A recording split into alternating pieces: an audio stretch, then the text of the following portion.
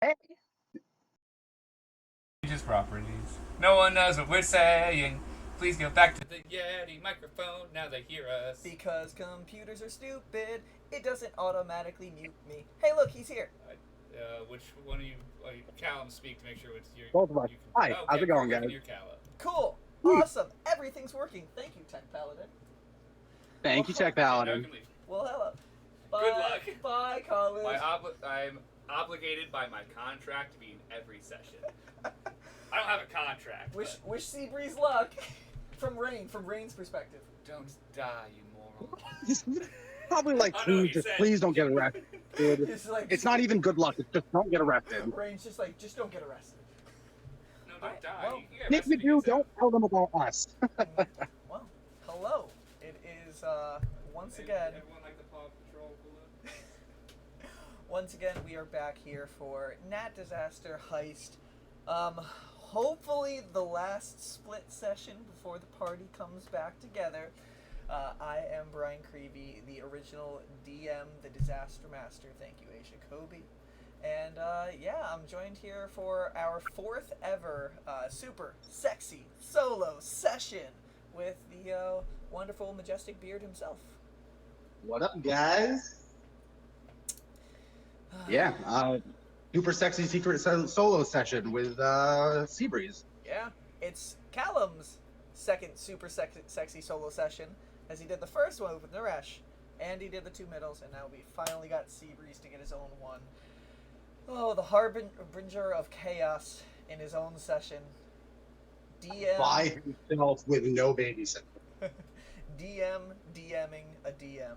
Let's go. Like, what could possibly go wrong? But yeah. List off a bunch of things right off the top of my head. Yeah.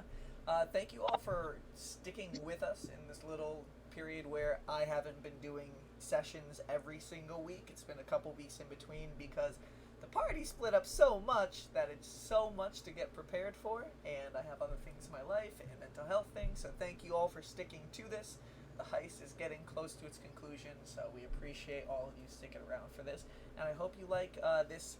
I guess I'm dubbing it session 28C as well for ours because everybody's split up. And congratulations, you're the first person to be in a part A and a C, Callum. So I can take that. yeah. See, this campaign would not be as long if it wasn't for all of Seabreeze's solo adventures. And all the adventures he brings Solo everybody on. adventure. And all his adventures More he like brings getting everybody fucking on. killed and doing dumb shit. Mm-hmm. But yeah, there's really no set announcements we do have or anything. So I think we can just let today's super secret sexy solo session disaster unfold. So, welcome back to being a player, Callum. Stepping away from the DM for a second.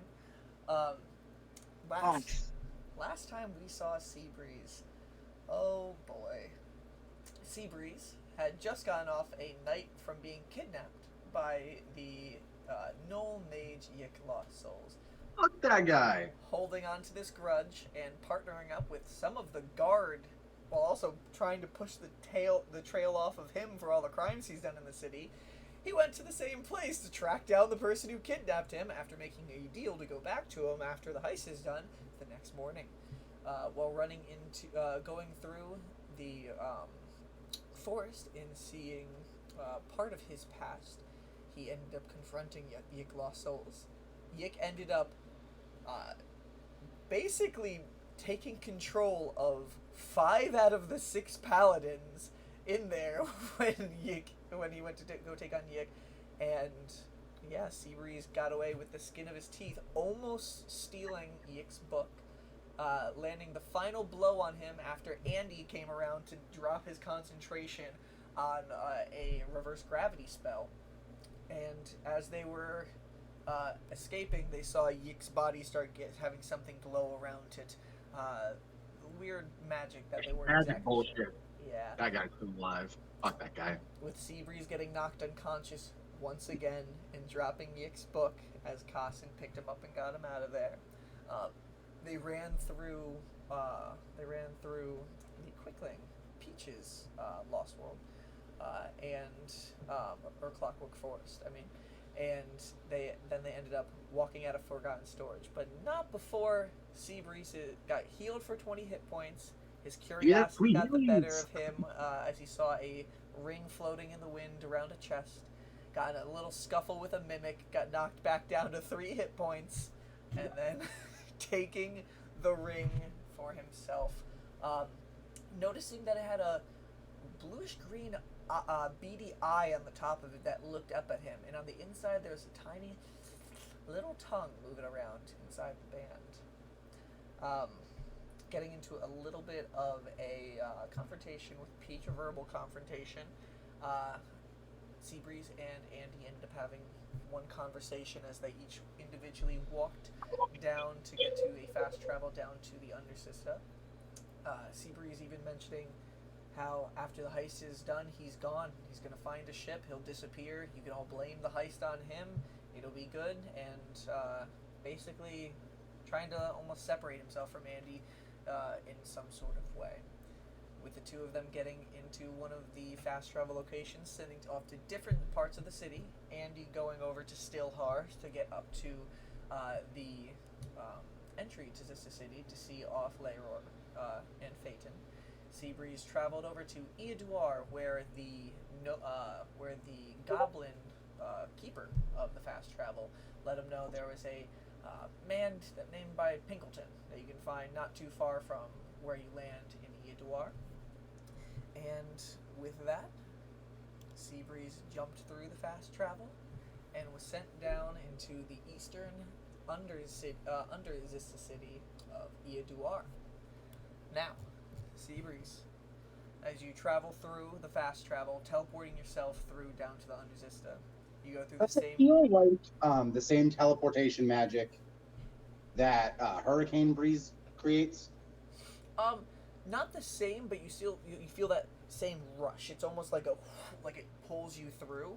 It's a little different with Hurricane Breeze because it literally puts you to a different plane where you're falling for a second, but it's still that same kind of like you're feeling like you're getting almost forced through a space to come out to another one. Okay. You go through the same questioning as you always do, traveling down to the Underzista, and after a few minutes letting you out, you open up the curtain to Eaduaar, and for the first time, you really get a moment to see Eaduaar. You've only really passed by here in times before. You see stone houses with sections magically moved, creating steps to rooftops, and sections for subterranean plant life to decorate home after home. It's almost like a favela-esque living space where you see just stone houses almost shaped out of the ground, built around rivers that you can see doesn't host the cleanest waters, as this does appear to be part of the sewers under Zista City. The only real distinctions you see between houses are the individual fabrics covering the outside of windows and other small designs that people have. And in this first opening square, you can see all dozens of and hundreds of humanoids, devils, demons walking about doing their business, some of them pushing each other out of the way, some of them scampering through, some carts running around. This first open area basically has like a hub where all the water paths of the sewers come together and then branch out to one single path leading further into the city. And the Undercity is yours. Do I know how to get to Pinkleton? You do not. The only thing that you got from that goblin was not too far from the entry of Eaduaar when you go down. Do I? No, I don't. I can't use it yet, can I? Use what? The magic of the ring. Nope, you have not attuned to it. Give me 1 second. I'm just turning off my AC in case that is that loud background music. No, it was good. It was fine. So I don't know where the fuck I'm going. I'm gonna go stop someone who looks like friendly-ish. Okay. Probably this biggest, scariest guy I can find. Roll a perception check to see if you can see anybody who looks friendly down here. That's a straight up 16. So my perception that's a 22. 22. Okay. So you walk over and you can see what appears to be a halfling. Kind of got actually part of their lip cut off, but for the ruggish appearance that they actually have, they seem to almost like look up at you and unlike everybody else who kind of has like a pointed stare, it's kind of like normal, almost like they're on the city, and they're like, "Hey, can I help you?" I'm going to wave as best that I can, and then I'm going to take out my air script, the wand of air script that I have, Mm-hmm. and I'm going to start using it. And I'm going to say, "Do you know where Pinkleton lives?" They look at the wand as it writes out these words. And then as I write this, I'm going to like make eye contact with him and flick a platinum piece up in the air and catch it really quick. Like, this is for you if you help me. Roll persuasion check with advantage. I really need that advantage. All right. What was the first roll? First roll's a 2. My persuasion is a dirty 20. Dirty 20. Okay. Yeah, this halfling looks at you and he's just like, "Yeah, Pinkleton, he's a gnomish fellow. Lives about 5 bridges down the way over towards Zariel's favor, and that whole district of the city with Beatar's shadow." You see this halfling look around for a second. He's just like, "And friends, you might want to be careful displaying some magic like this, not for the sake like up top, but there's a lot of wildly folk down here. Might catch their eye." I'm gonna wink and write, "I can take care of myself," as I flick him the platinum. Mm-hmm. Which is really funny because I probably look beat to shit right now. Like, you really do. Like you have. like I am super confident that I've got this. Like, okay, and he points you down in the direction. He points over towards where you see all the water actually of this center area converges. You have to cross over some little stones that are formed, tiny bridges over it, but it forms into this giant river, and you can see as it goes down, it goes on one path, and then a bridge hops over, and then it goes down one path, and a bridge hops over.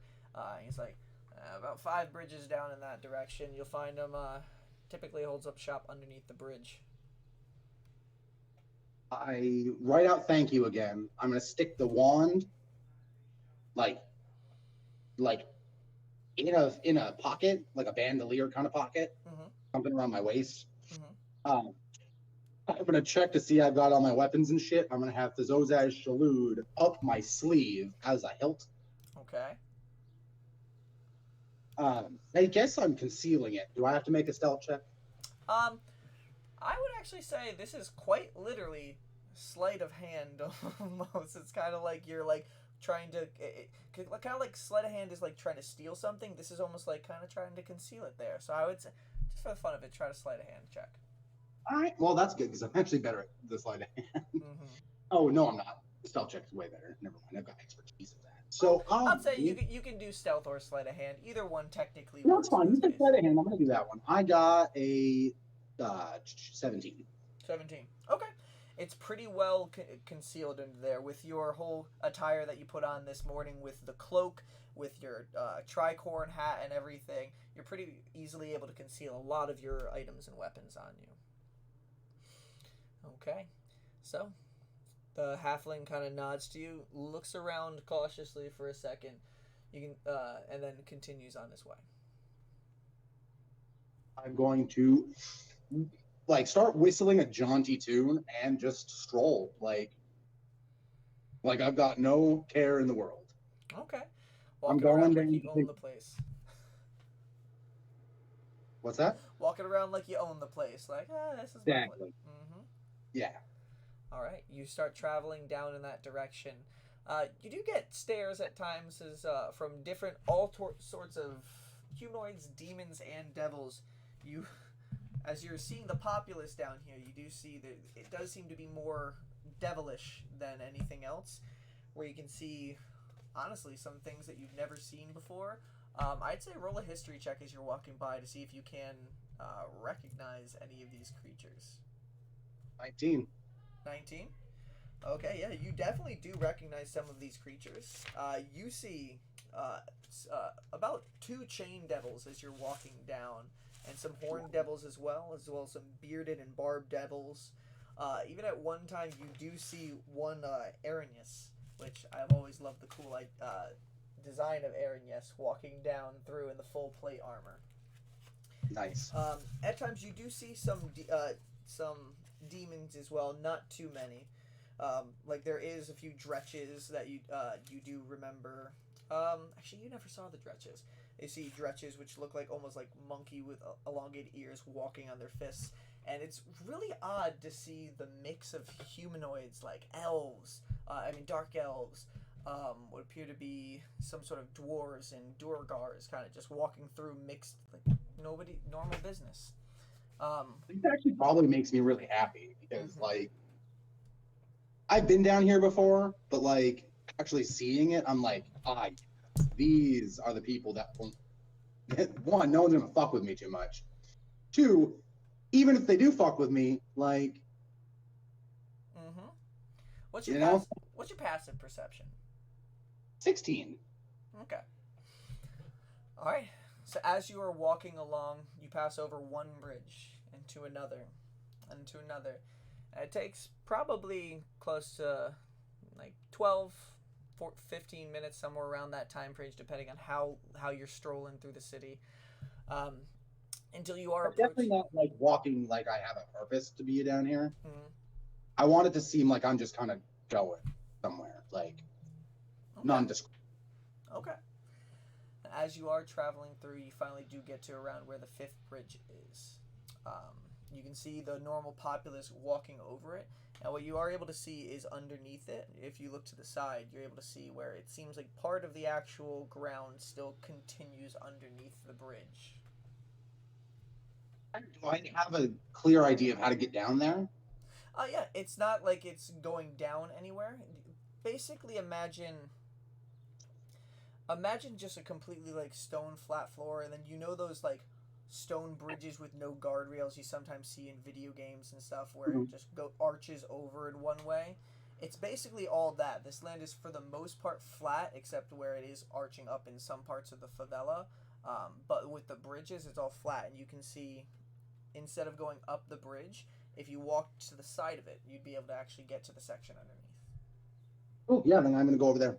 Cool. All right. As you do walk over there, you notice as you poke your head around the corner, you're able to see it's a fairly wide section under here that continues under the bridge. It's about 15 feet that actually spreads out wide underneath before the river is to the side. And you can see a lot of fabric just like holding down in rags, just covering almost like an entryway.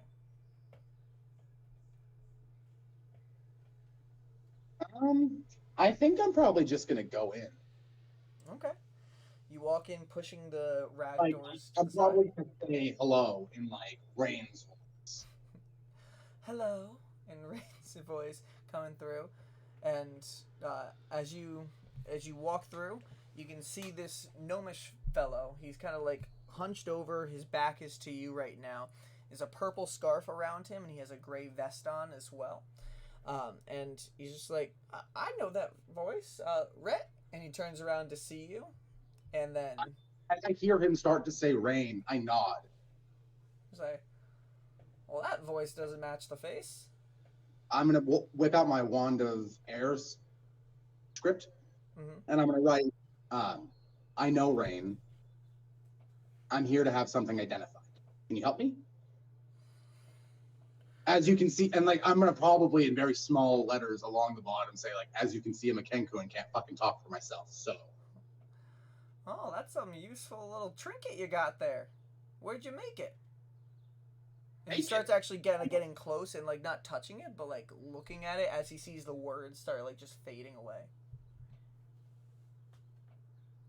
I didn't make it. Did I? No, I didn't make it. I don't even remember where the fuck I got it.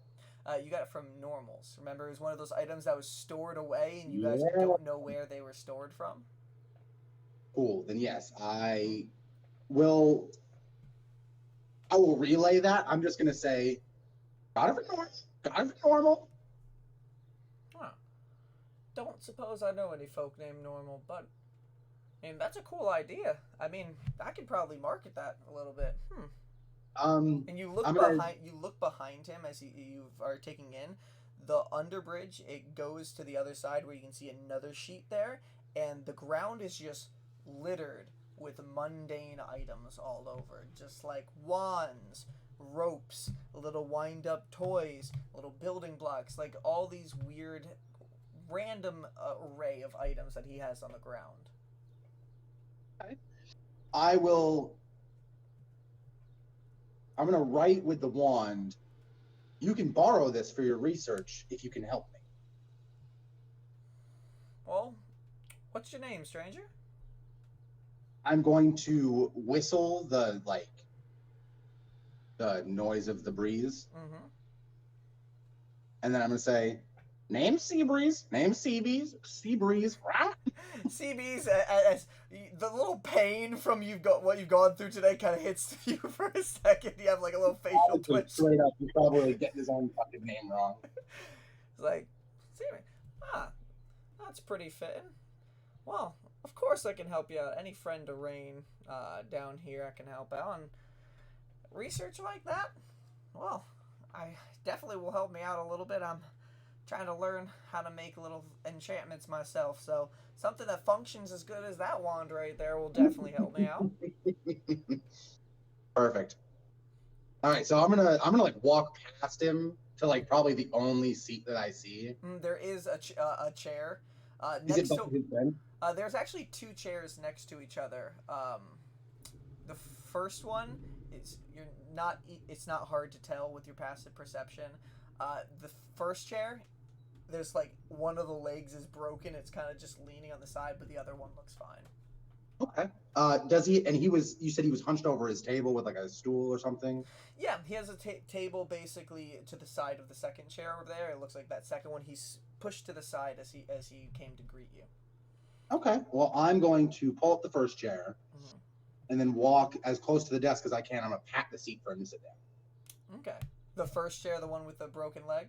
Nope. The first chair, the one that's not busted. I'm gonna leave it for him to sit down, and I'm gonna stand. Okay. So he comes over. He's like, "Well, thank you."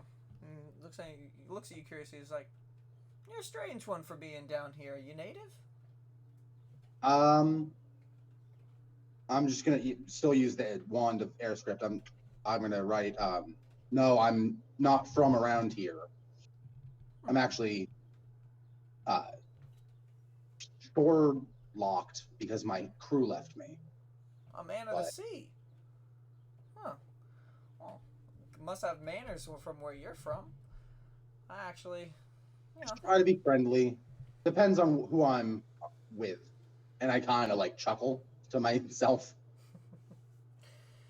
All right, well, what you got for me? And he actually takes, and he's like, "Oh, excuse me." And there's a rope on his desk that he's putting aside. He's like, "Sorry about that. That's a personal project I'm trying to work on." What's the personal project? Like, what does it do? I want to ask him. And he kind of like scratches the back of his head a little bit, and underneath the scruff on his beard too. And he's just like, "Well, I mean," he picks up. It's like a 10-foot rope. He's like, "I'm trying to find a way to make this rope tether two people together. I feel like I can do it. Just need to find the magic, the proper enchantment to actually do it. It's hard to create your own enchantments. Something I've been toying with for quite some time. I think I've almost got it." Okay. Well, I don't have any spells like that. I'm gonna ask him what he thinks he might need. Well, for the rest of the spell, well, I don't know. I try to hire people to steal some books from the academies up above every once in a while. Learning about enchantments definitely does help out. So I really just need the text, probably another textbook or two. And that's the university that I got fucking lost in, isn't it? The Athenaeum you got lost in, and you definitely can get stuff there. But there are academies and the universities where people do study magic here under the tutelage of the Queen in the Elchicare Armory. Okay. Well, I'm gonna just kind of like You know, if I'm still around in a couple of days, like I'll help you out, but I'm actually on some pressing business right now, and I'm trying to leave it at that. Okay, no worries. Yeah, I mean, if you're interested in anything, I'm always coming up with little doodads and crazy shit down here. So So what do you the need reason help I with? came down here, Mr. Pinkleton, is I need this, and I take the ring off. Mm-hmm. Need this identified, and I'm gonna pass it to him. Okay, so, huh? Now this little creature, he looks at it and he's like, "Well, ain't that curious? Is this a mimic?" I kind of shrug, and I'm like, "Name's Blinky." He tosses it up and picks it. He's like, "Huh? Well, it doesn't stick like a normal mimic. Yeah, I can figure this out for you. Um, let's see. I mean, I normally do a charge of about 35 gold pieces for an identification, but if you're gonna let me study that wand of yours afterwards, I'll do it for free, just for the trade-off there." I'm gonna hold my finger up for a second, and I'm gonna ask, "Do you know how to identify powerful artifacts?" He like snaps his finger, and a pearl comes up, and he catches. He's like, "I can identify. I don't know whether powerful or not, but." Well, and I pull out the shards from my bag, which are probably in like a little leather pouch, Mm-hmm. and I whip the hilt out of my like sleeve. Mm-hmm. I know what this does. I don't know what it used to do. It's broken. Hmm. Well, here. So like basically all I want to know is if you know someone who might be able to. I'm gonna make an Arcana check to see if I even know what the fuck Legend Lore is. Okay. Oh, that's an 18 plus my Arcana. Oh, it's a dirty 20. Yeah. So you would definitely know that spell. You know you can't do it, and you know it is hard to come by people who know that. But it is something where it can figure out better information about those things. No. Yeah, so I'm gonna ask him if he knows anyone with Legend Lore, or a way that I could somehow do it myself. He kind of urges you to like put down the shards on the table for a second. He actually moves a crate off the corner, and you can see as he does lift open the crate, you can see a bunch of red potions that were in the crate, and he kind of puts it down on the ground. Okay. And he starts looking over the blade. He's like, I mean, something like this. I mean, he kind of just feels along. He's like, you know, a lot of the magic is gone out of these shards. I think it's beyond what I can figure out, but I mean, something probably. I'd say if you wanted to go over and see Auntie Icky, she'd probably be able to do it, but she always. Auntie Icky? Mm-hmm. I want to see Auntie Icky. That sounds awesome. she's into making deals and all types of weird magic. So I've seen. Yeah, warlocks. I'm literally doing that. I'm like, I make deals with weird shit for no reason because I need power. Oh, he's like, oh, and you'd be her new best friend. I'm just gonna smile to myself. I'm like, yeah, I'm gonna make friends today. So I hand him over. Oh shit.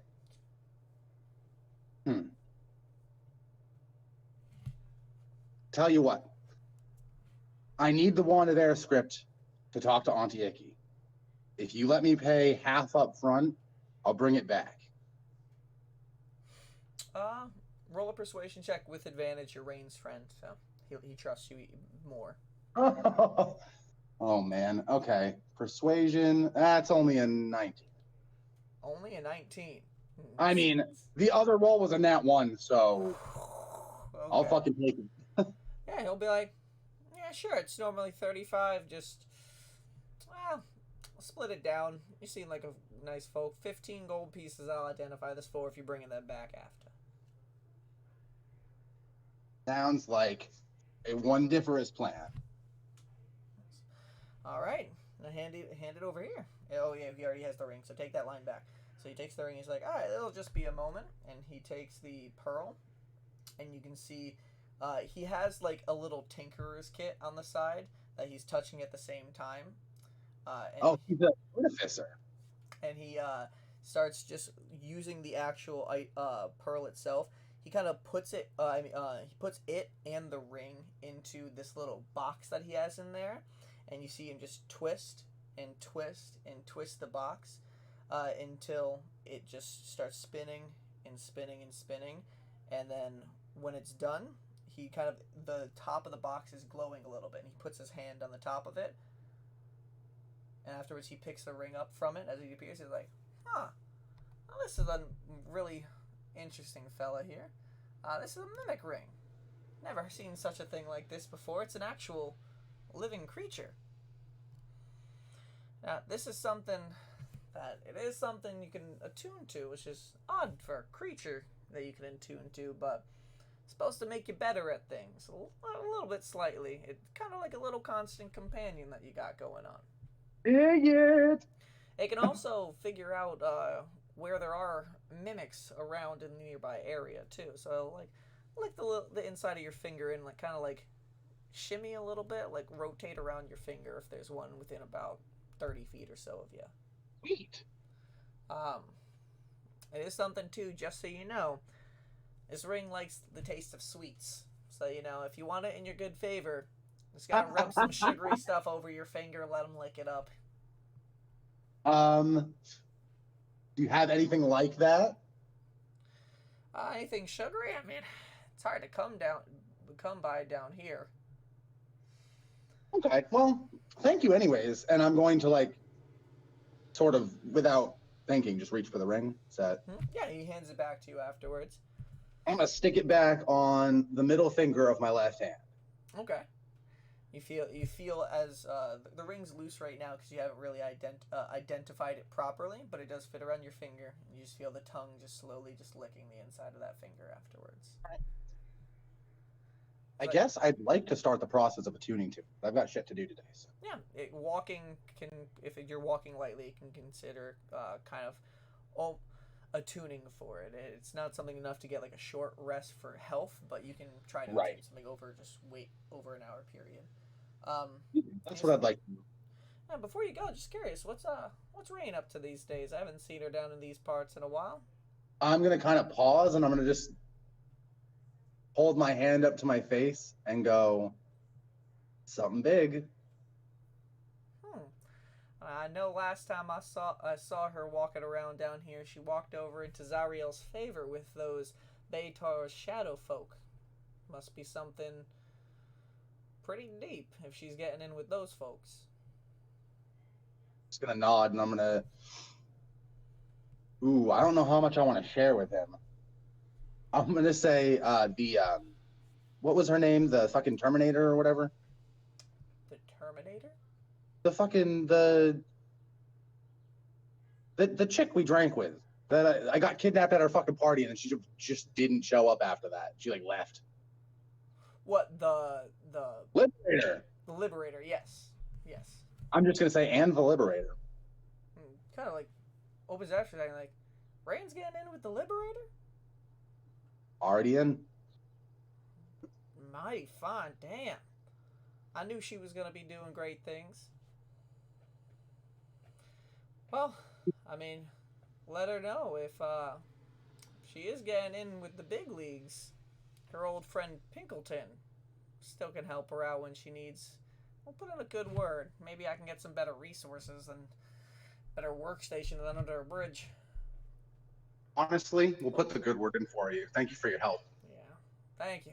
A lot of thieves down here. It's hard to keep an inventory. Aw, that's kind of sad. Well, okay, so I'm going to start walking over to hard to hear you. What'd you say, Calum? I'm going over to Auntie X. Auntie X. So as you walk out, he didn't tell you where Auntie Icky's is. Are you gonna ask? Oh, I'm gonna stick my head back and be like, "Oh, where is Auntie Ick?" Say, Auntie Ick's a few bridges down, about 4. Take off on the right path, and then gotta walk through.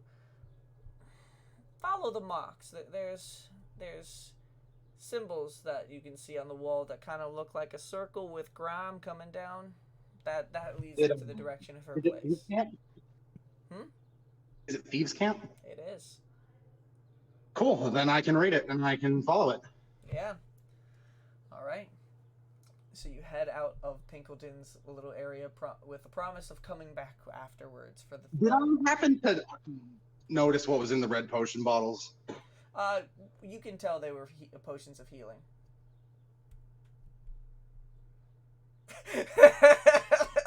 Oh, I need it. I need it so bad. How much are they? But again, I'm gonna like walk out the rags and then I'm gonna come back and be like,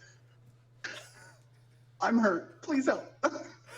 He just got focused back at his desk and he's just like, ah, oh, geez, yeah, you were looking a little bit rough. Let me do a health potion.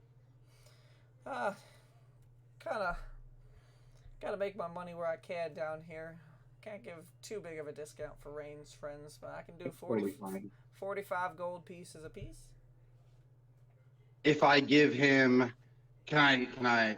How much is a platinum compared to gold? 10 gold equals 1 platinum. I have 8 platinum. Can I, instead of giving you 90 gold pieces, give you 8 platinum and take 2? Roll a persuasion check. All right. Give me 2 seconds. I walked upstairs, so I need to roll on the dice app. No worries.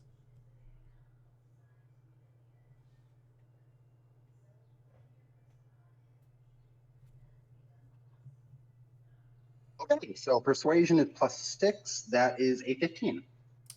15. Be over like,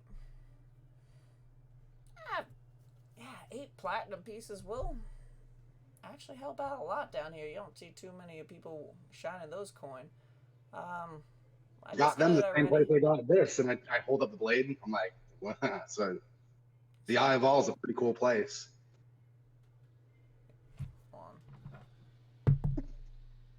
Spilling the beans. He thinks he's like, Eye of All. I feel like I've heard that name before. Huh. I'm just gonna tell him it's the temple upstairs. It's the one near the Athenium. It's near the Athenium. He's like, you might have heard that the fucking roof on it fucking shattered. I think I did hear mention of that in the tavern last night. That was me and my friends. And Rain. Getting into some big shit, you know? You know, for somebody causing chaos up there, sure.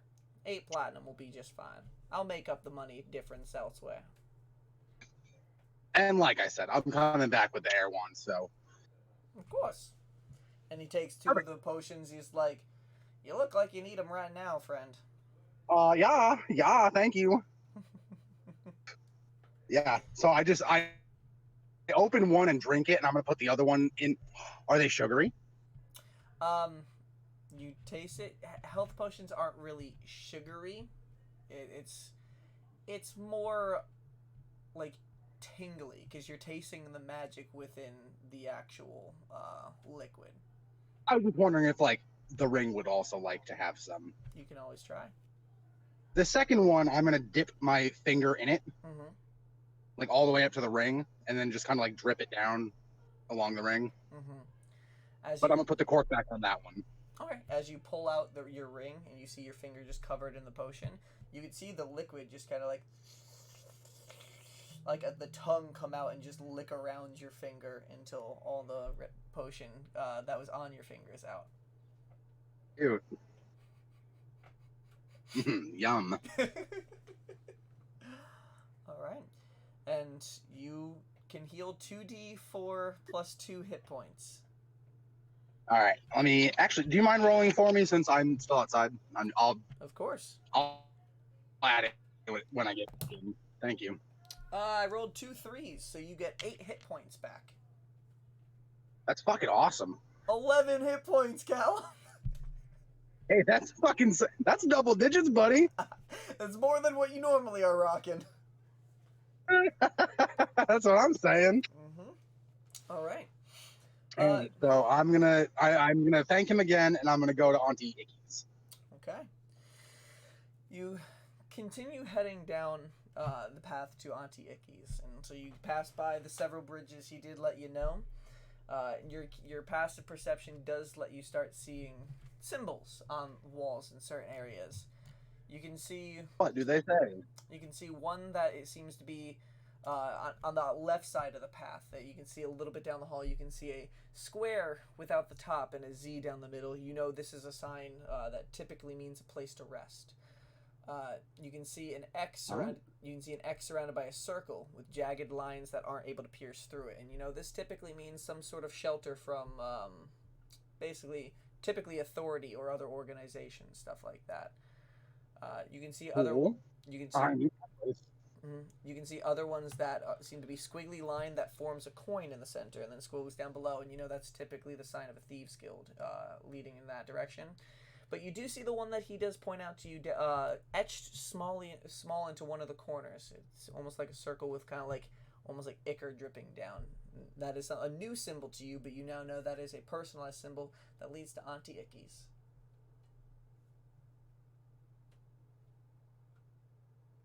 Okay. Yeah, I'm gonna go there. Okay. So you head down that path. It does take... Oh, hold on. Conlon texted me. I just want to make sure it's something about the... It's not anything bad about the stream. He says, turn myself up in OBS. So, which one is me? Okay. This is the hard part, Conlon. Ha! That's me. Okay.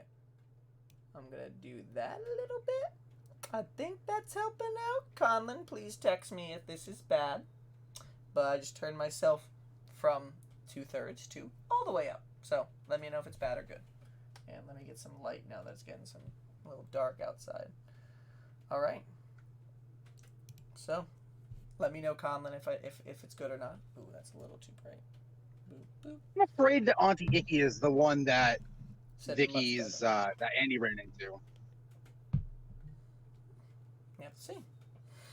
So you follow down that path. And at times you can see little kids and almost like devil kids running together in the streets together, kind of huddled together. Some of them look like they're playing. Other ones look pretty malnourished and running around looking up at you, and then going through underneath sections of buildings where you can see the stone is outfitted and there looks like there's little holes underneath for little pathways for kids to travel through.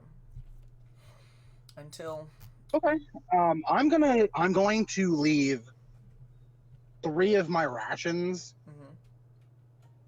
because they're like dried meats and shit, right? Like something that's not gonna add in. Yeah, I'm gonna leave them just kind of right near one of those holes. Okay.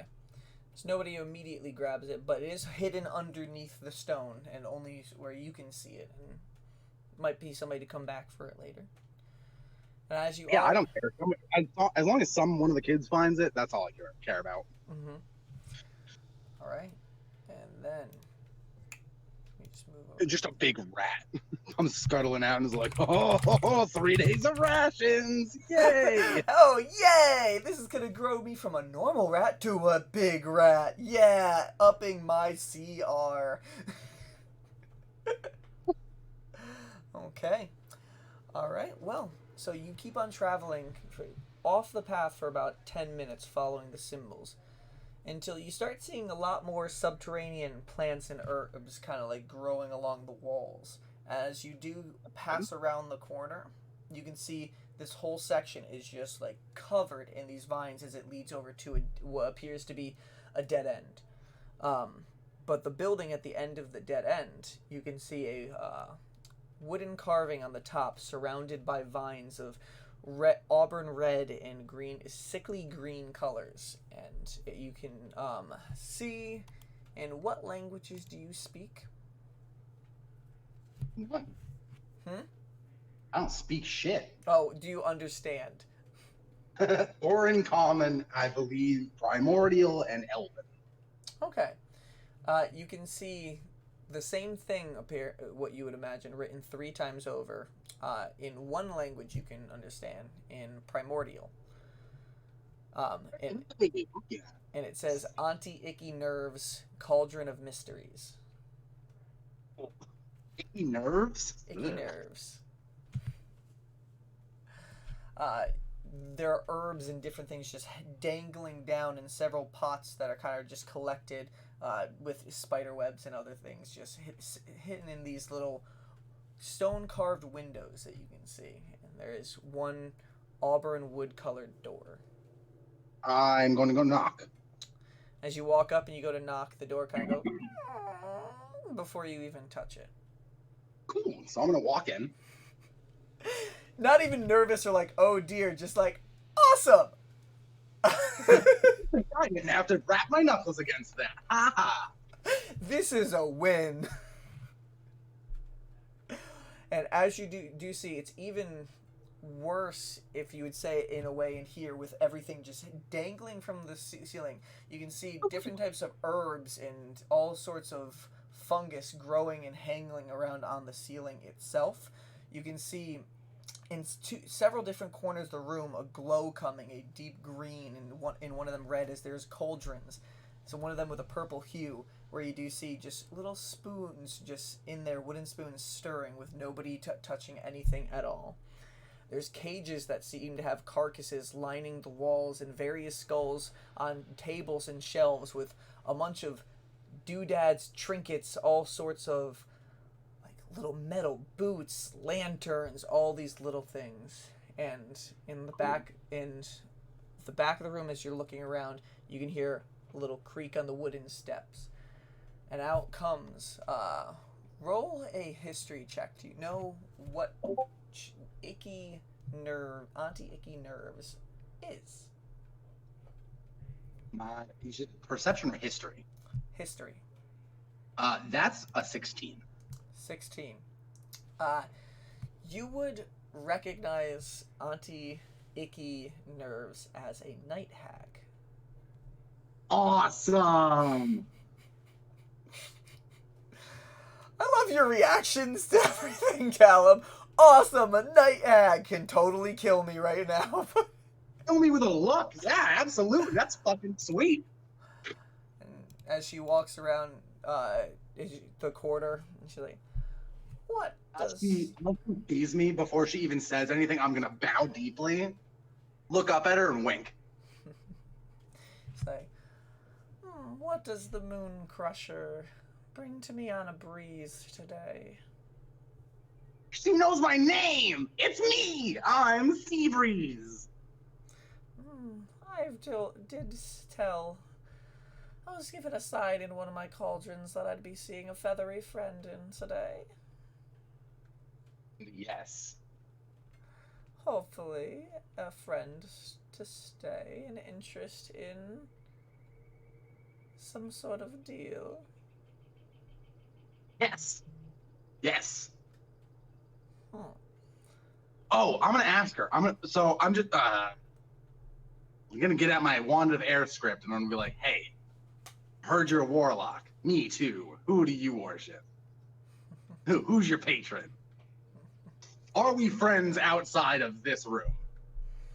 She looks at you and like, curious tricks from a Kenku.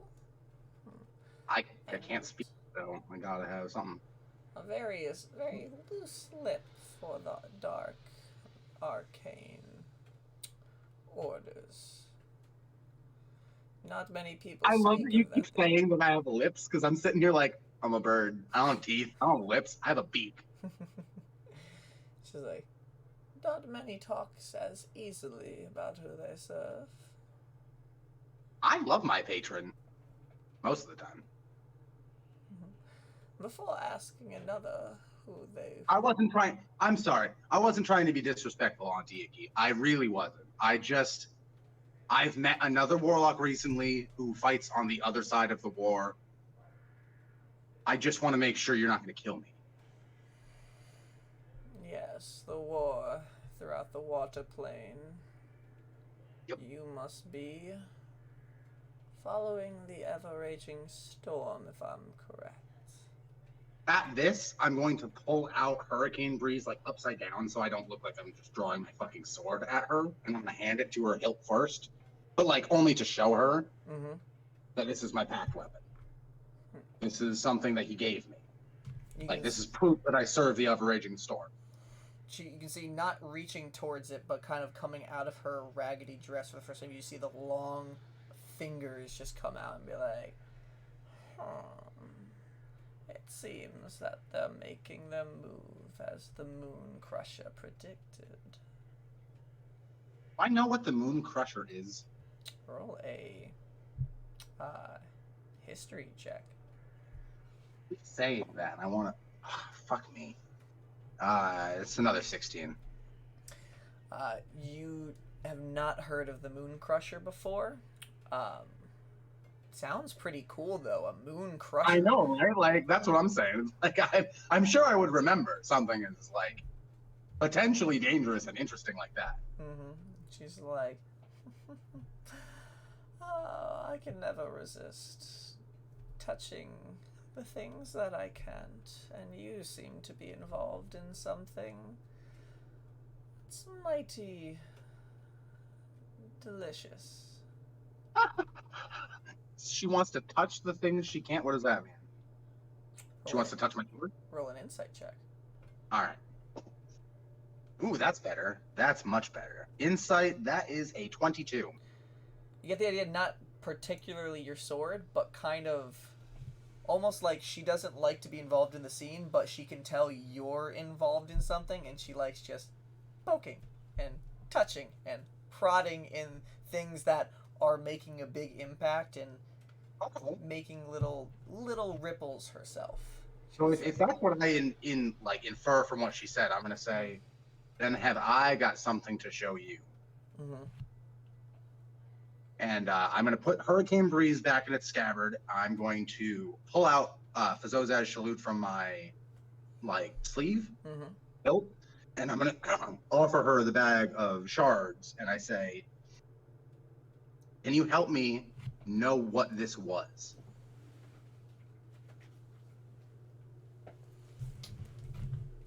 You can roll a persuasion check. I'm really good at those. Okay, that's a 23, because that's a fucking nat 20, buddy. Jeez, you are doing very well, my friend. Perfect. With all these different checks. 1 second as I just look back in my notes really quickly.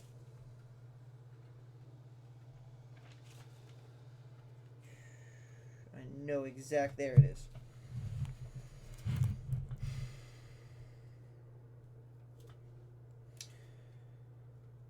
She looks at the blade, the shards of the blade that you point out to her, and she's just like, I can do many things. What? If you are looking for knowledge, I can provide. If you're looking for tricks, I can provide. If you're looking for trouble, I can also provide. Not looking for trouble, promise. But all comes at a small cost. Well, what are you willing to pay for what you seek?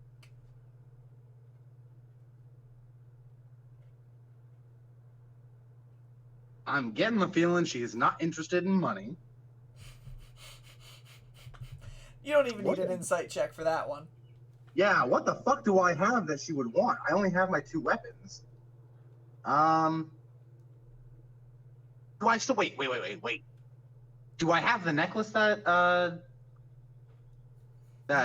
Wet Hands was in? Nope, Yik has that still. Shit. She's just like, and if she sees you looking through your possession, she's like, possessions are good, but notions, promises, dreams also prove as payment. How would you like me to pay then? What would you like as a fair trade for this? So hold on. I have a little bit of an exposition. I want to be like, look, I need to know what this thing is, because I need to be strong for my crew. I need to be strong for my patron, and I need to be strong for myself. Like, I need power. If you can offer me knowledge that will lead to my power, and help me fix this broken blade, I'll promise you anything you want. And I mean it.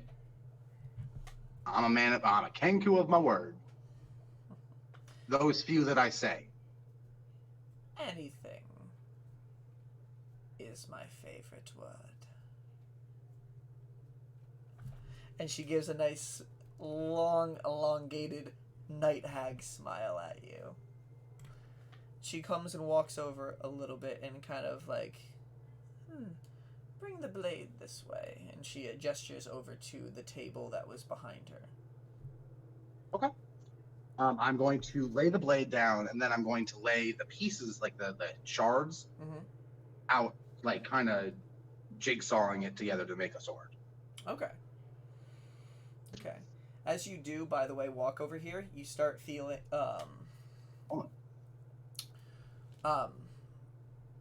I'd say with the amount of time, by the way, have you been trying to attune to the mimic ring since you got it, or did you wait until Pinkleton? Trying to attune to it since I got it, but Okay. I didn't know what it did, so I didn't want to die. I would say an hour has passed definitely since you found it, so you definitely can be attuned to it. As you came into the shop, I'd say you feel the ring kind of like shrink to the size of your finger so it fits snug, and you can feel the attunement. As you are walking, I can start casting and fucking guidance on yourself as a bonus action. Yeah. What did you say? Guidance as a bonus action on yourself. Guidance as a bonus action. Okay. Yeah. So what else is the mimic ring? What else is it? So the mimic ring.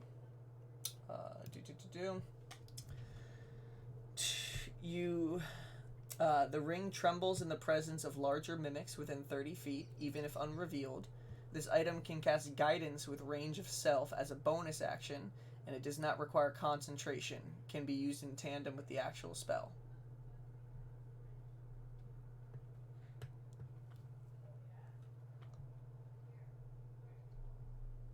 And stack. Perfect. All right. As you do walk over towards to lay out the blade, just so you know, you do start feeling the ring spin around your finger, and almost kind of like. I'm gonna stop, and I'm gonna say, "Where's the mimic?" And she looks as she gestures over and stops her, puts her hands together. Part of my inventory. If you're willing to buy after our transaction. Oh yes. Hell yes.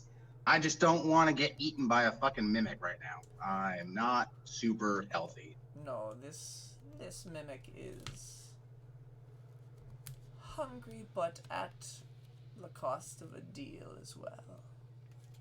I want to know what that means. But first, Later. this blade of yours, what do you seek with it?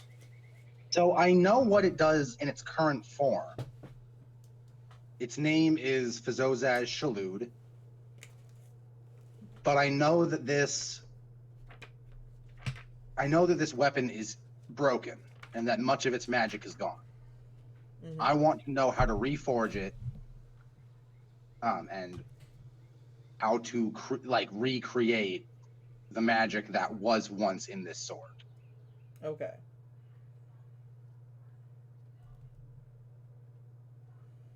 I'm just reading the Legend Lore spell really quickly. 1 second. What the hell was that? Something just flashed bright green on your screen, Brian. Are you still here? Yeah. No, sometimes my camera just, for some reason, I don't know why. Okay. Okay. So let me just pull up one thing really quickly, as this is actually cool. Legend lore is not something often as a DM you get a chance to. I know, but when you do, you get to actually tell a story. Maybe. Okay. I know exactly where this name is, so bear with us, audience, if there is any. Look at the cat content while I'm searching real quick. You pretty girl. Yeah. Yeah, you're pretty girl.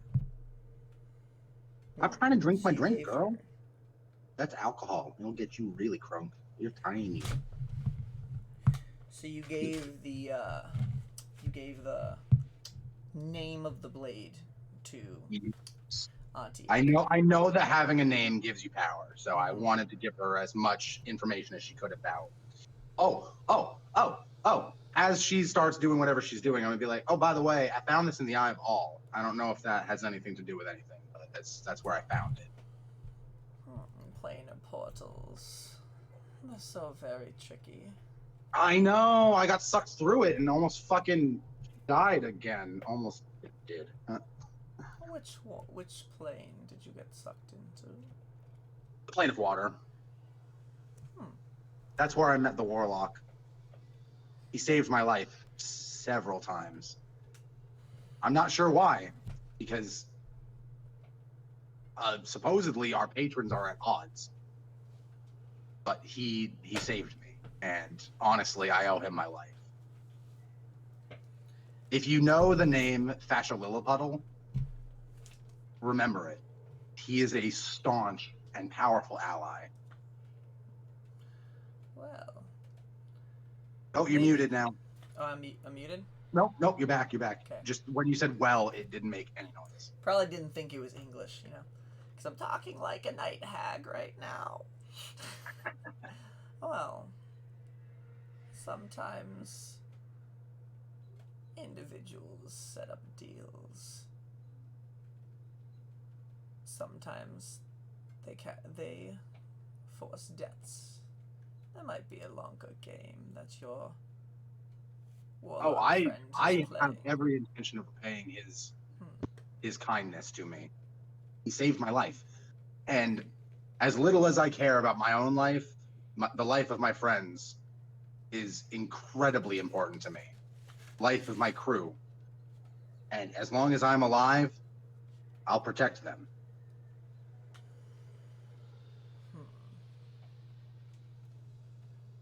Loyalty, like yours, is rare to come by. Though, may sometimes get you into bigger trouble now, doesn't it? You think? I've almost died. I have died a couple times in the past couple of days due to my loyalties and my bullshit antics, but mostly my loyalties, mostly my bullshit antics. All right, 1 second, really quickly, just looking through my note one more time.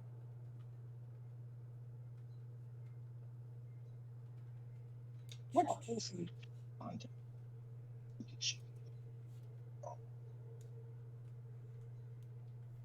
Every time I show her the camera, she flips so that she can show her butt to the camera. I move at the last second.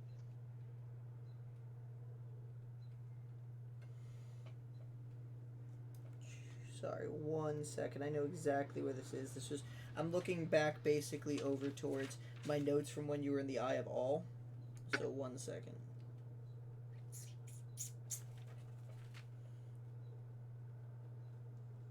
Okay. So she basically asks you, gather the pieces of the blade, and bring it to this cauldron over here. And she points over towards the purple cauldron. I do so. And she pulls out from her sleeve, you can see the ceremonial rigid dagger, and she says, drop the shards into the pot with some of your blood. Alright. Fuck, I just got more health. It'll only be... So I lay the blade down, like, I don't just, like, toss it in, I, like, lay it down so it doesn't, like, clang. Bloop, Cauldron. bloop, bloop. All the pieces fall in. And then I'll take the blade. Ooh. Oh, I want to do something that would be so in character. I don't want to do it, though, because I'll fuck myself over. Let me think for a second. Okay. I'm gonna go, like, I'm gonna take the blade from her, and I'm gonna go to start cutting myself, and then I'm gonna stop, and I'm gonna look at her, and I'm gonna go, does more work better? Only a drop or two is required. Oh, so I don't have to cut off my fucking hand like I thought I did. Perfect. Perfect. I love that. Okay. Yeah. A hand can prove as payment if you don't want anything. If I don't want anything? Hinting towards you saying you'll do anything. Like, her anything. She's saying a substitute for her anything payment would be sufficed with a hand. Then we'll talk about it in a minute. She can name her price and we'll haggle. Or whatever. But for now, I'm just going to put in just a pretty big, like, gloop of blood. Like, I'm going to, like, stab the center of my hand and kind of just let it run down the side of my palm. And then I think I'm going to take out the second potion and drink that, too. How much health for the blood? For the blood, you only lose 1 hit point from that. It's not, like, a big thing. You're only trickling. But you can now roll your potion 2d4 plus 2 for the health you get back. So I'm going to look at her and apologize and then like quaff it really quick because I am still pretty hurt. Still at double digits though. That's impressive for me. So I've made it. Oh, fuck yeah. That's a 4 and a 3. Okay. All right. Perfect. It's awesome. 9 more hit points back. Lost 1, gained 9. There you go. Yeah. All right. I only need 50 more hit points to be back at full. She said, as your blood hits the cauldron, you can see the purple color of it start bubbling up and getting a little bit more. And the Icky kind of raises her hands out over and starts waving them around. You can see almost wind kind of like swirling around the cauldron itself. And she says, I'm going to mimic her. Okay. Like, I'm going to start waving my hands, too, because if she's creating, like, a wind, I love wind.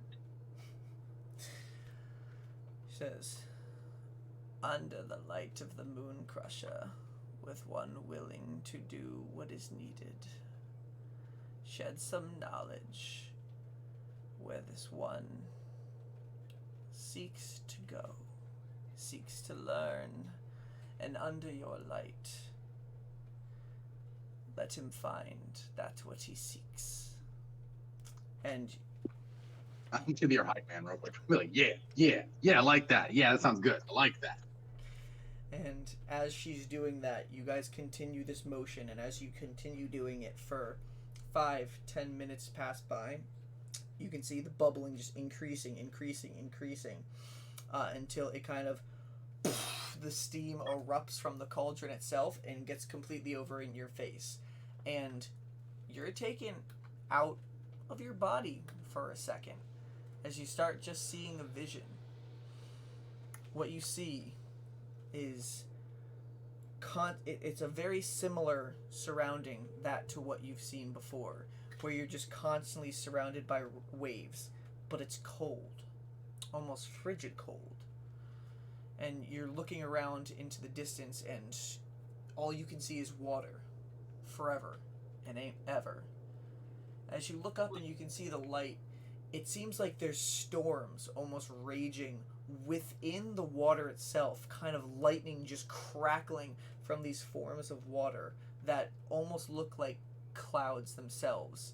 And it seems like there's this wave that's just coming up and you just hitting it, the lightning striking back like almost this battle of titans of some sort of formless forces. And as you're looking up at this, you see one being just swim by you at a rapid pace, just almost like a freaking torpedo, almost as fast as Feshalilipud's shots that he took. And it heads towards, and one glimpse you do see is what looks like Fizojaz's salute as a full glimmering blade.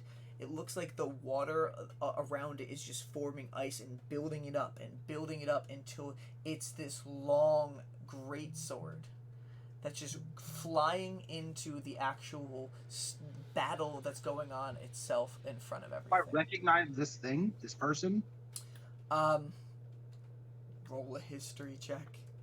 Prob's not, but yeah, definitely not. That's an 11. 11. No. The The only thing, roll a perception check as well too. That's a nat 20. I fucking hate my history check. Okay. You Shit. don't know who this person is, but you do recognize a glimpse for a second. You see that same ice glove that Rain had, that you guys had found in the Eye of All as well, on her hand. And you can tell it was a female. Okay. Yeah, she died and all of her shit got spread out under there. You see this form just shoot out forward until she's just a blur, almost like just a tiny fish swimming towards this megalodon fight going forward. And you just see this large flash. Like, that's a brave lady. And you see this large flash of white as you just hear a muffled shout goes up and tears in between these two forms. Everything goes white for a second until you see your vision change. Everything's suddenly warm. Everything's suddenly familiar. 1 second. I remember the name. I just want to make sure I get it right since it's the first time I'm saying it. Hold on.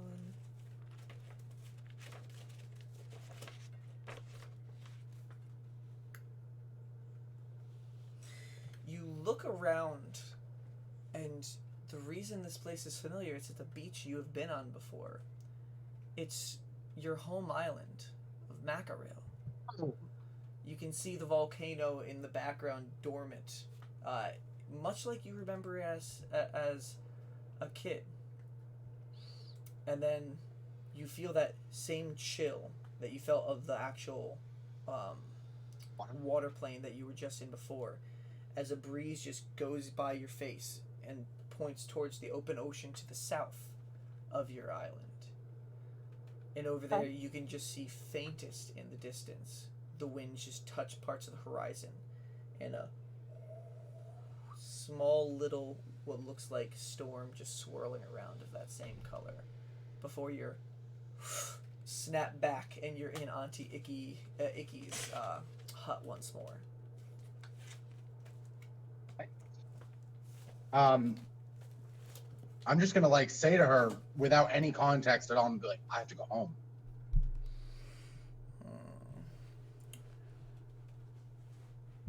I'm glad the Moon Crusher showed you what you seek. It's strange how journeys often begin and end in the same place. Like, for real. Well, thank you for your payment. It'll come in due time. Oh yeah, what did you want? Let's just say I'm invested in your endeavors. Make a shout out to you next time I go on live TV.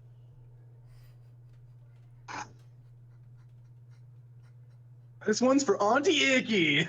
Hi, I'm Seabreeze, this is Jackass, and this next stun is for Auntie Icky. Basically, yeah. It's just like... And I'll remember the name of the Moon Crusher as well. What I can do to help his cause, their causes, its causes, whatever. I'll do what I can. Her light will be watching you as well. I will do what I can to help her. I owe you at least that much. Of course. How far away is my home island? Your home island is like several weeks off of the shore. Hey, at least I got my next destination though after the heist. Mm-hmm. If I fucking live. Yeah.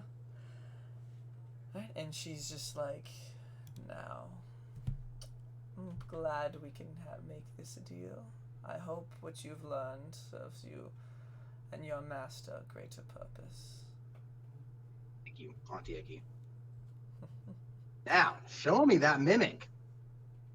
Of course. And she kind of like holds out her hand and starts moving off into a direction. You notice as she's walking out, the shards of the blade kind of bubble up to the surface of the pot again after this. I'm gonna put the shards in the pouch. I'm gonna take the blade, and I'm gonna say, "You are something else," and I'm gonna stick it back on my shirt, the sleeve. You are something else. Nice. So she brings you over to this gauntlet that basically is just sitting in an actual armrest, basically, so it's facing up with the palm up. It's got its main color is silver, but it's got a gold band around every single one of their knuckles, one connected at the bottom, then individuals on each finger all the way up. It seems to be leather bound, doesn't look like it's any particular metal, and looks perfectly normal. And she points to it. She's just like, "Oh, Gonti." And you just see two eyes open up on the actual gauntlet itself. One around where it would be on the arm right here, and then one right over on the corner where the thumb would be. And the eyes just look around. You could like talk like this. You could be like, That's fucking fantastic. And you just see teeth come out of where the arm would go into the gauntlet, and one long pink tongue just onto the actual desk and slithering around for these things. Like, I love him. Okay, yes. I'm gonna turn to Auntie Icky and I'm gonna go, "Look," and I take off the ring, and I show her that it's a mimic. She looks at it, and she bends over and looks and be like, "Hello, little one." His name is Blinky. It seems like your soul tends to get bound many. And honestly, I live in service of those I love.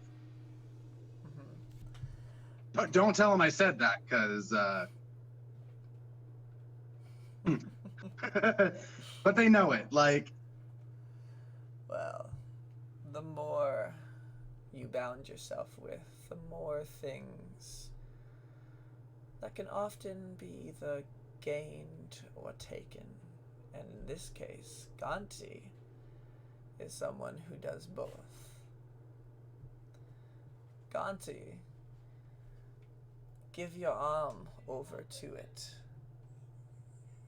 and you'll... not telling me to put my arm in it. She's describing it. You can go over and just put your arm in it as she's saying it if you want, but she's just describing it. No, I'm gonna let her finish describing it, because if it bites my arm off, I'm gonna be fucking sad. And she said, Ganti can almost have a symbiotic-esque relationship. I like the sound of that. You will essentially... I do. You will essentially gain a mimic-like ability on your hand. Like with the sticky stuff? Precisely. But for each time you use it, Ganti will steal a little bit of your life. A small amount, even exchange. Is it a permanent, like, decrease, or is it like he bites me, takes some blood, and then I can heal up later? All he wants is a little bit of your blood. He's hungry. Aw, little bastard's hungry. Okay, I want him. How much? What do you offer? I don't deal much in money. I'm more... Ooh, even better, because I don't have a fucking lot of that. I'm more of a deal provider. Okay, first off, do I remember off the top of my head if the Ever-Raging Storm needs the dead chaos fragments? Not the dead ones, needs the living, the regular. I'm going to pull out the dead ones and ask her if she wants them in exchange for the gauntlet. I believe I have 3 of them. Her hand kind of rolls out and extends, and the palm is just gesturing for you to put the chaos fragments in it. I do. Okay. So I think I have. I think I had 7 total. Mm-hmm. I had 4 living ones and 3 dead ones. I believe. Just keep. Or it's either 3 living ones and 4 dead ones, or the other way. I'll say you have 4 living ones. We would have to go back and watch a lot of sessions to know exactly. So just write that down somewhere so you know. But the 3 ones are gone. She takes them in your hand. She's just like, the magic has been drawn out of these. Found them on various different elementals. And they seem to offer the elementals vast power, but drives them insane. I have no use for these ones. Power that if you're interested in a trade, I'll give you all 3 for the gauntlet. Power that draws madness. Lost, but not forever. It can be restored.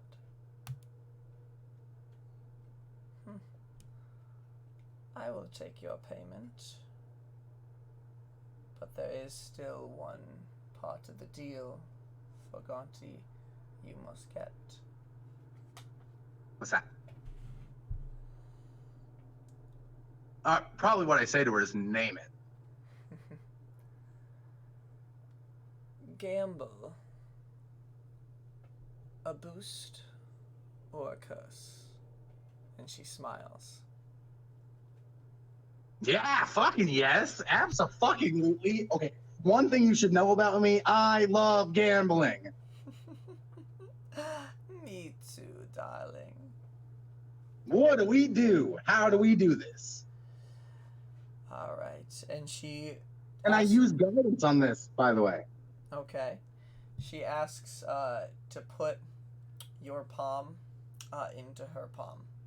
I put my palm with the ring on my middle finger. Mm-hmm. Okay. On her hand. One second.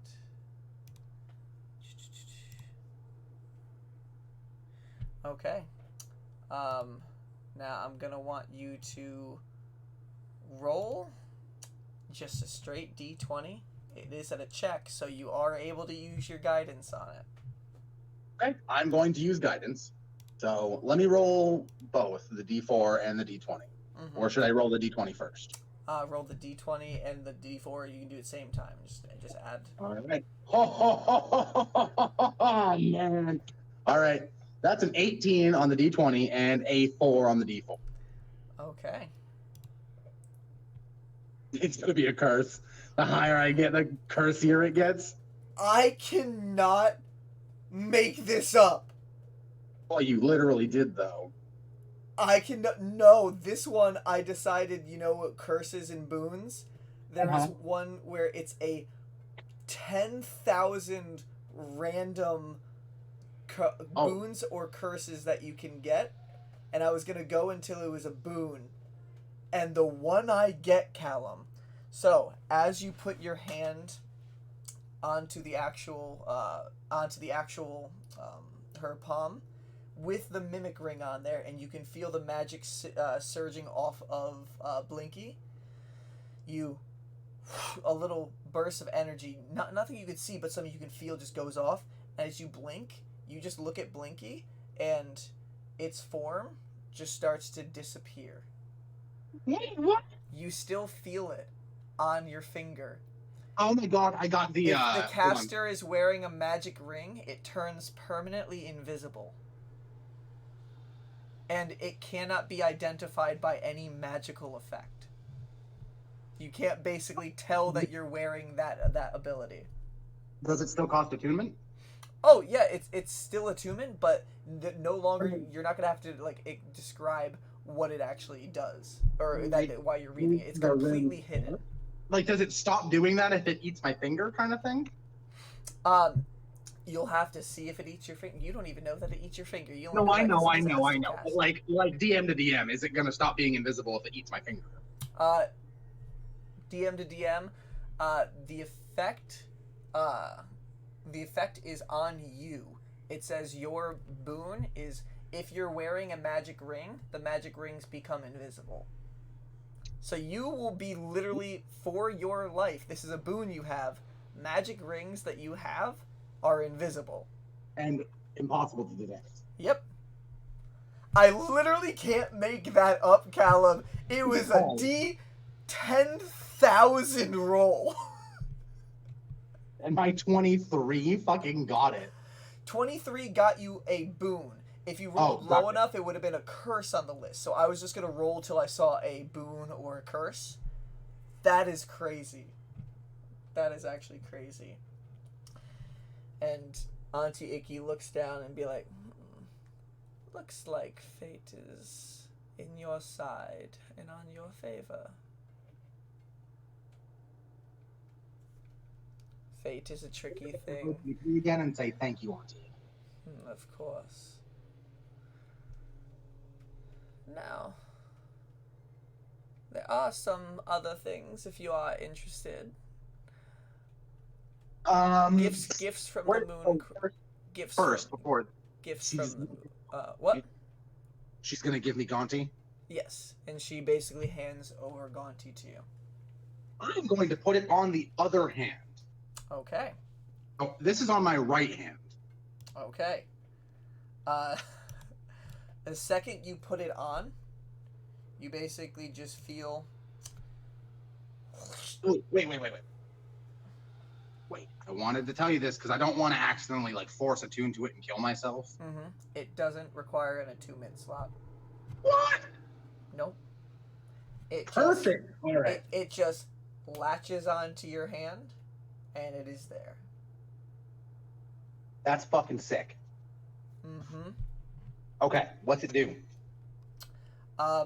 It is something where Gaunty is his own weapon. It can be used to deal 1d6 bludgeoning, piercing, or slashing damage, whichever you choose. If you attack just with it. So basically, your unarmed strikes with this hand are now at 1d6. How do I spell Gaunty? Gaunty. It's like gauntlet, except Gaunty. And it's essentially a gauntlet mimic. With that hand, you gain the adhesive trait. The mimic, but this is something you need to be careful about. The mimic adheres to anything that touches it.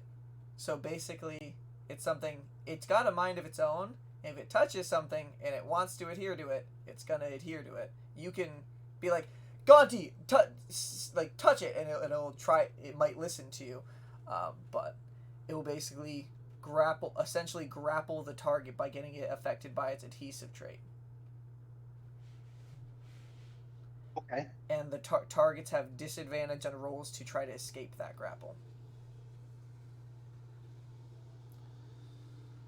However, each time you use the adhesive feature, the gauntlet bites into your flesh and takes you lose 2 HP. Little star next to that.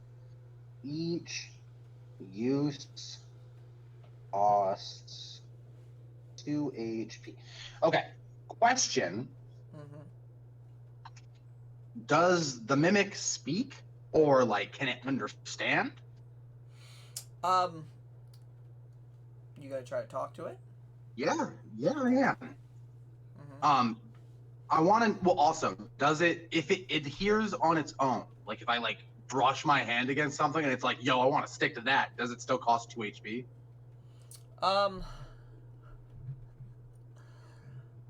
I'm gonna say, because this is a custom-made thing, if it's doing it on its own, no, but it can do it on its own. But which means I'm stuck there. Because if I'm grabbing a banister and it's like, I want to eat that banister, you're like, I can't get off these stairs. Rain, help! But if you are telling it, Gaunty, adhere, basically, then it takes that because you're requesting its services. Okay. That's much, much easier to deal with than I thought it was going to be. But now I essentially, when you do anything with your right hand, I can be like... True. No, mostly I wanted it so that I wouldn't be disarmed, ever. Mm-hmm. Yeah, honestly, literally, if you tell Gonti to adhere to the sword, obviously that's you telling it, so it will take some HP, but you literally will not be able to be disarmed of whatever blade you put in that hand as long as you hold it. That's fucking sick. That's exactly. But Blinky's gonna be like spinning all the time. Yeah, honestly, Blinky, it's still. Is it scared? No. Blinky doesn't get scared. He just notices the presence of other mimics. So your ring that is invisible is constantly circling around your finger. Could I convince him to not do that so that I would know that like it's not the mimic on my hand that he's trying to sense? You can try to have these conversations at another time if Perfect. you'd like. That's perfect. Okay. I just want to know. And Icky, as you do see that she's like, it seems like he's taken a liking to you. I like him too. He's great. Is he considered like a heavy armor or anything, or is he just a fucking glove that like looks fancy? He's just a glove that looks fancy. Sweet. He's a mimic. And she says, now there are other deals to be made. However, not today. Bring back your friends. I can see you travel with several of them that I'd be very curious to meet. I'm sure they would be incredibly curious to meet you as well, Auntie Icky. It was obviously a pleasure. And I'm glad that we made friends. And honestly, friend to stay. It's always a pleasure to add more to the light of the Moon Crusher. I'm going to extend my left hand to shake with her so that I don't stick to her. Alright, and I'd say roll a persuasion check. Night hags don't typically have... I got a nat one. Okay. It just says fuck. Look at this. Hold on. Wait. You are very lucky that you didn't use Blinky. Oh, I didn't plan to, but it just says fuck. If you used Blinky, Blinky would have immediately eaten your finger off, and you would have realized Blinky is cursed in that manner. Oh my god, that's a good point. Yeah, that's If you were like, I use guidance and then did that, that would have been hilarious. Yep. But she just looks at you and just be like, That's all right. I'll like notice she isn't doing it. I'll be like, psych, and bow really deeply and like smile at her and say thank you. Her hands just go back like this, and it's just like, a pleasure. Now, I see that you have quite the task ahead of you.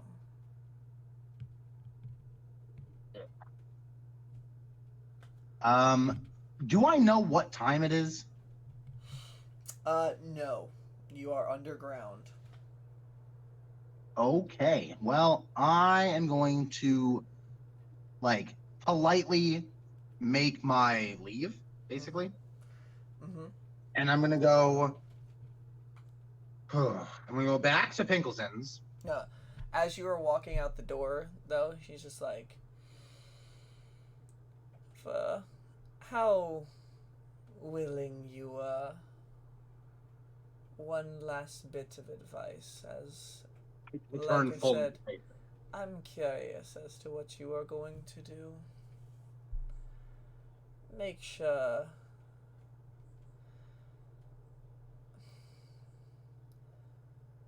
water might be useful where you are going. Make sure you bring plenty of it. Right on. All right. And you walk out, and it's cool that I've got an ice sword for that. All right, and you walk back out into the street. You follow the path back over to the main portion of the road in Eaduaar, noticing... Can I ask you a question? What happens if I put Blinky on the finger that's covered with Gaunty? Typically, I mean, you technically can. Right now, it's bonded to that finger, So, like, if you were ever to unattune to it and try to reattune it to one of those fingers, it would fit around Gaunty. Cool. So if I lose one of my... But what happens if Gaunty gets eaten? Wait, Gaunty gets eaten? Like, if I lose my finger that Gaunty is covering, I assume that Gaunty also loses a piece of his body. That's actually a good point. I'm saying, I'd say, actually, you wouldn't be able to put it around the actual metal of Gaunty. It would have to be one of your fingers that you have available. If you ever lose Gaunty off this, you have these 5 fingers again, and you could put it on there, and then Gaunty on top, but Gaunty is, like, in your hand. Like, I don't know if anybody in the chat has seen Buffy the Vampire Slayer. I'm currently watching that, but there's an item that somebody got one time that once you put it on, you can't remove it because it literally attaches to your flesh. That is what Gaunty has done to you. Does it?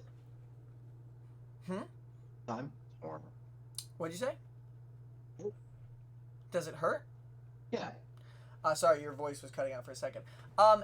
It was an initial shock of, like, needles getting put in your arm, but it more just is something you feel now. It's not something, once you try to adhere, it crushes a little bit, and that's when the blood comes out, but it doesn't hurt necessarily unless it's taking that damage.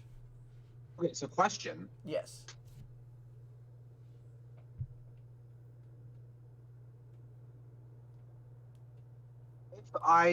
Could I use Gaunty to proc the blood for power effect and give him more blood than he actually would take? You'll have to try that out and maybe work a deal with your mimics. You have a lot of things inanimate objects that have sentience to talk to now. I'm so excited! I'm so excited! All right. So you head back over in the direction of Pinkleton's, and you can see the same bridge with the drapes down themselves. This is something, but when you do see it, you see 2 people go actually in there before you, a little bit ahead of you. I'm gonna go ahead in. Okay. As you are there, you open underneath, and you can hear Pinkleton's voice. Oh, come on, not again! And you can see there's one person who has, like, a dagger up to him. And No, I'm gonna go fuck that guy up. There's a second guy who's Currently just putting the healing potions into a bag. As I'm gonna straight up... Okay, so they don't notice me, right? You weren't stealthing, so the second you open up the door, they have noticed your presence. Cool. Okay, so I'm gonna cast... I see this, and I'm like, oh, fuck no! I'm gonna cast an Eldritch Blast at the first one and the second one. I'm gonna need you to roll initiative, since you don't have a surprise round on them. I'm probably going first, Brian. I got a 25. 25. Yeah, you go first. So as this initiative happens, they're about, I'd say, probably 15 feet from you. And you go, oh, fuck no, and you just see on, I'm assuming, the hand, you can actually shoot Eldritch Blast still through Gaunty, so it's up to you. No, I'm definitely shooting them out of Gaunty. My right hand is my dominant hand. That's why I put it on. Okay. So I'm shooting, I'm making like a finger gun, and I'm just shooting them 1, 2, 3. Mm-hmm.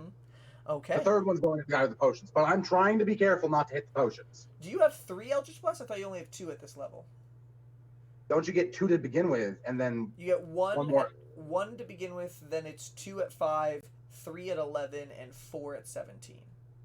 Then I only have 2. Okay, so you can roll 2 attacks to hit. Perfect. All right. The first... shit, I rolled the same number. Doesn't matter. Okay, so the first one, I get to add my spell attack bonus, yeah? Mm-hmm. Yes? Yes. Perfect. So the first one is a 17. Actually, both of them are 17s. Okay, both of them hit. Perfect. And that's 1d10, right? Yes. I don't think you have the Eldritch Invocation to add your Charisma mod, so it's just the 1d10. Oh, wait. Actually, I may. Hold on. Let me see that.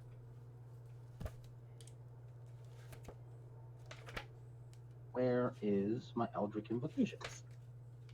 Improved packed weapon, blood for power. Nope, I don't have any other ones. Yeah, it's agonizing blast is adds you to that. So the first guy takes 10 damage. Wow. The one with Okay. the dagger to his throat, yeah, I rolled the max. And then the second guy takes 4 damage. Okay. So, okay, good to know. Bonus action. Bonus action. I'm going to cast guidance on myself with Blinky. Mm-hmm. And I'm going to shout at them in the most menacing voice that I've got, like, in my repertoire. Mm-hmm. And I'm going to say, get the fuck out of here. Leave Pinkleton alone. All right. Roll an intimidation check. All right. And I get to add the D4. Yep. That is only a 12 for the intimidation check, but it added 3. And my intimidation gives me a +3. So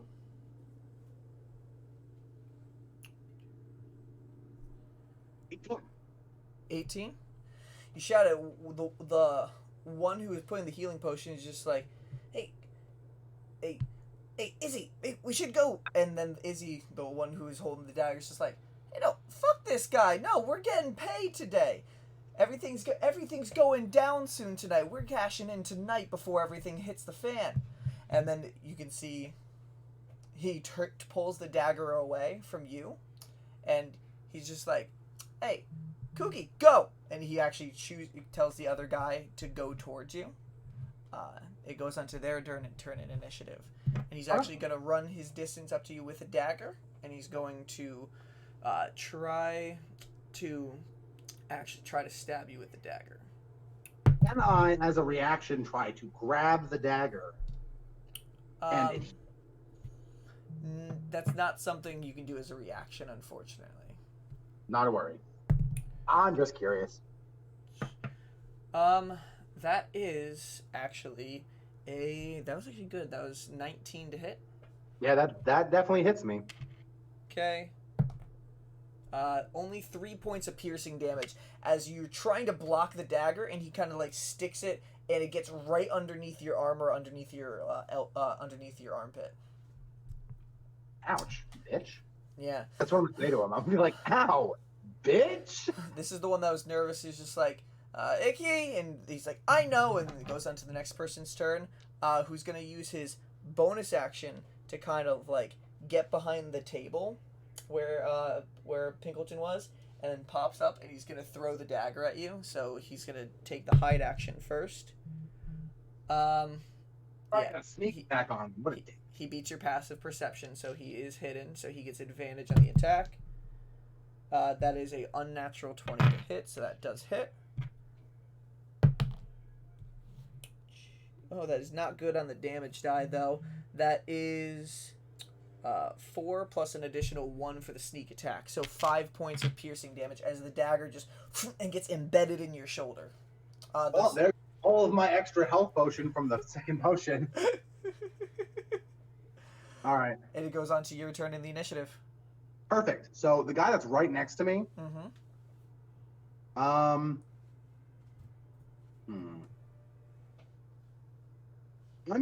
gonna like, I probably have to use my bonus action to like get Kozoz's Shaloot out of my sleeve. Mm-hmm. I'm gonna do that, and I'm gonna say it here, and then I'm gonna say Kozoz's Alphazaz to activate it. Mm-hmm. I'm gonna send out the icy short sword. Mm-hmm. Do I take 2 points of damage, or did he not adhere? You told him to adhere to it, so it is something where he is, he thinks it's pretty cool going on, so he's going to adhere. So as you do that, the blade slides down, it grabs around it as the ice blade is forming, and as it does, you just feel the into your flesh, so you take 2 points of damage. Perfect. I'm gonna say, like under my breath, thanks, Gonti. And I'm gonna slash at the first one. Okay. Roll to hit. Okay, I have advantage on this attack. Oh yes, swashbucklers! Swashbuckler rogues are great by themselves. Oh, I really needed that advantage. All right, so I got a natural 15 plus 8. That's gonna hit. So that's a good old 23. That's gonna hit. Go ahead and make a con save for me, please. Yeah. That's a 15. That fucking fails, buddy. Okay. All right, so he takes 8 points of cold damage and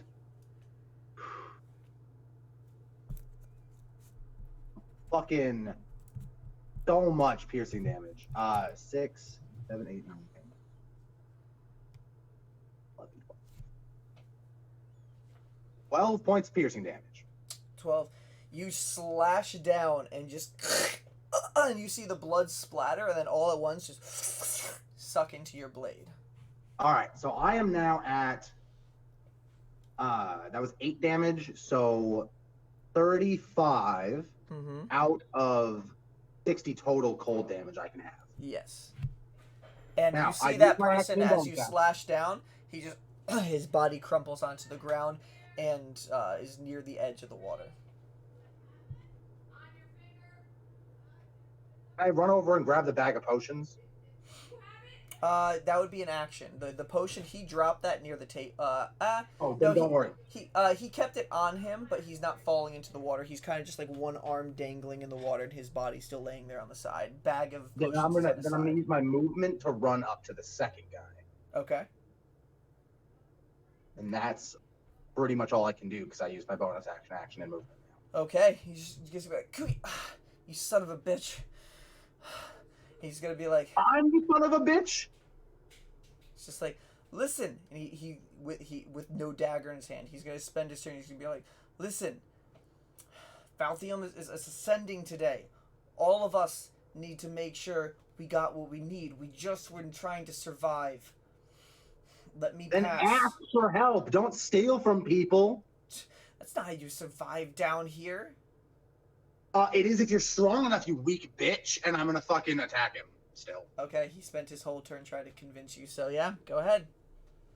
All right. That is a 19 to hit. Just gonna hit. I literally only rolled a 7. His con save. No, I didn't. His con It was save an 11. is a 9. Perfect. Perfect. All right. That is another 12 points of piercing damage with 5 more points of cold damage. Okay. As you just slash down on this one too, again the blood just sucks into, and this guy's body crumples to the floor as well. I'm gonna go over and get the bag of potions and give it back to what's his face? Pinkleton's just over there, just be like, "Whoa, you got some mighty fine tricks up your sleeve, friend, including that sword." Useful skills. Whew. I mean, thank you. Yeah, this is yours, and I hand him the bag of potions. I'm gonna say, could I have one of those? He takes it. Roll a persuasion check with advantage for saving his life. Thank you. With advantage. Fuck. All right, so I got. You can also use Blinky. I'm just reminding you because it is new. So. Oh, perfect. You know what? I'm gonna add the D4 for guidance as well. And it's if I fail, anyways, it eats my. Yeah. If you Perfect. get a critical failure, so when you have advantage, that's very. Oh, it's only on a crit fail. Only when you crit fail. Okay. So I got plus persuasion. 15. 15. He has the bag, and he looks inside. It's like, you know what, friend? Here. He tosses the bag back to you.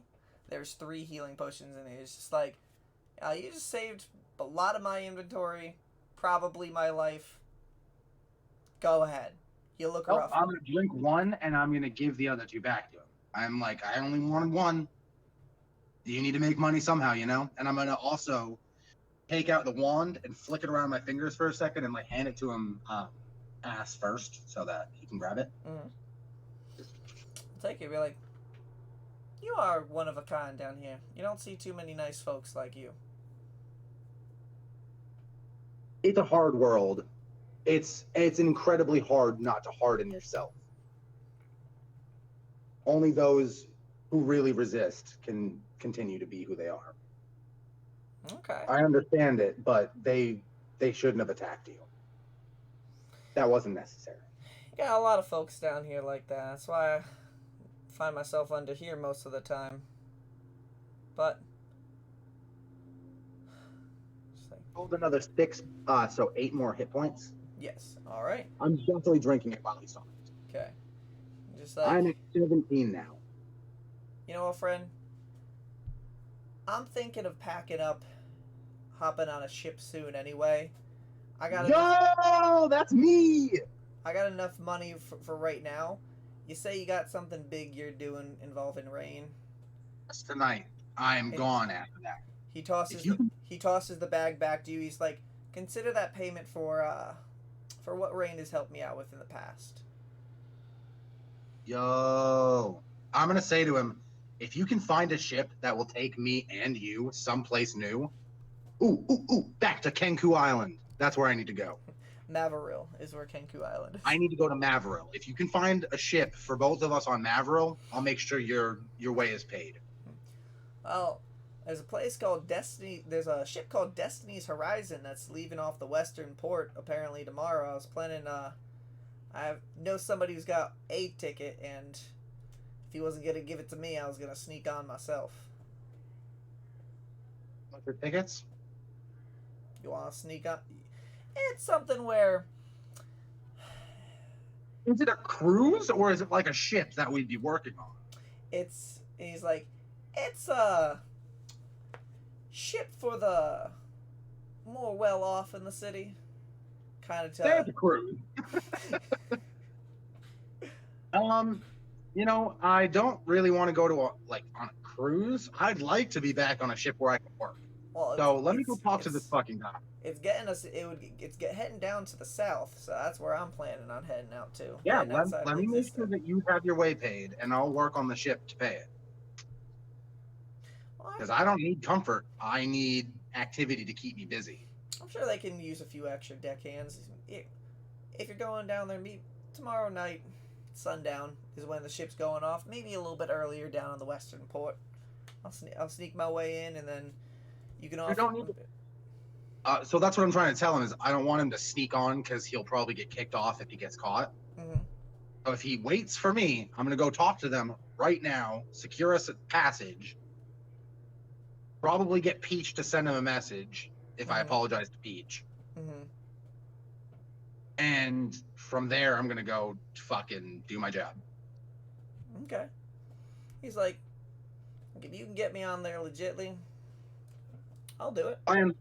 That's the plan. He kind of goes to shake your hand, and he's like, should I do the other one? Because of the gauntlet? So. Nice to see. It's another mimic. Yeah, mighty weird friends. Awesome friends, Gaunty and Blinky. Oh, I'm so excited. Awesome. All right, well, I'm gonna start packing up shop. Okay. Yeah. Yes, definitely do that. I will definitely be back. How do I get to the western port? There's a area off on the actual corner where there's a bunch of docks. They can lower you down. Typically, though, you do need some sort of written notice. I don't know if you want to get something forged to get down there to begin with, or. Yeah, I can do that. Ship's sailing off tomorrow night, so you do have. I have a job more than a day. I'll be back tomorrow. All right, I'll be here waiting for you. Enjoy that wand. I'll see what I can find out in time. Maybe I can even replicate it.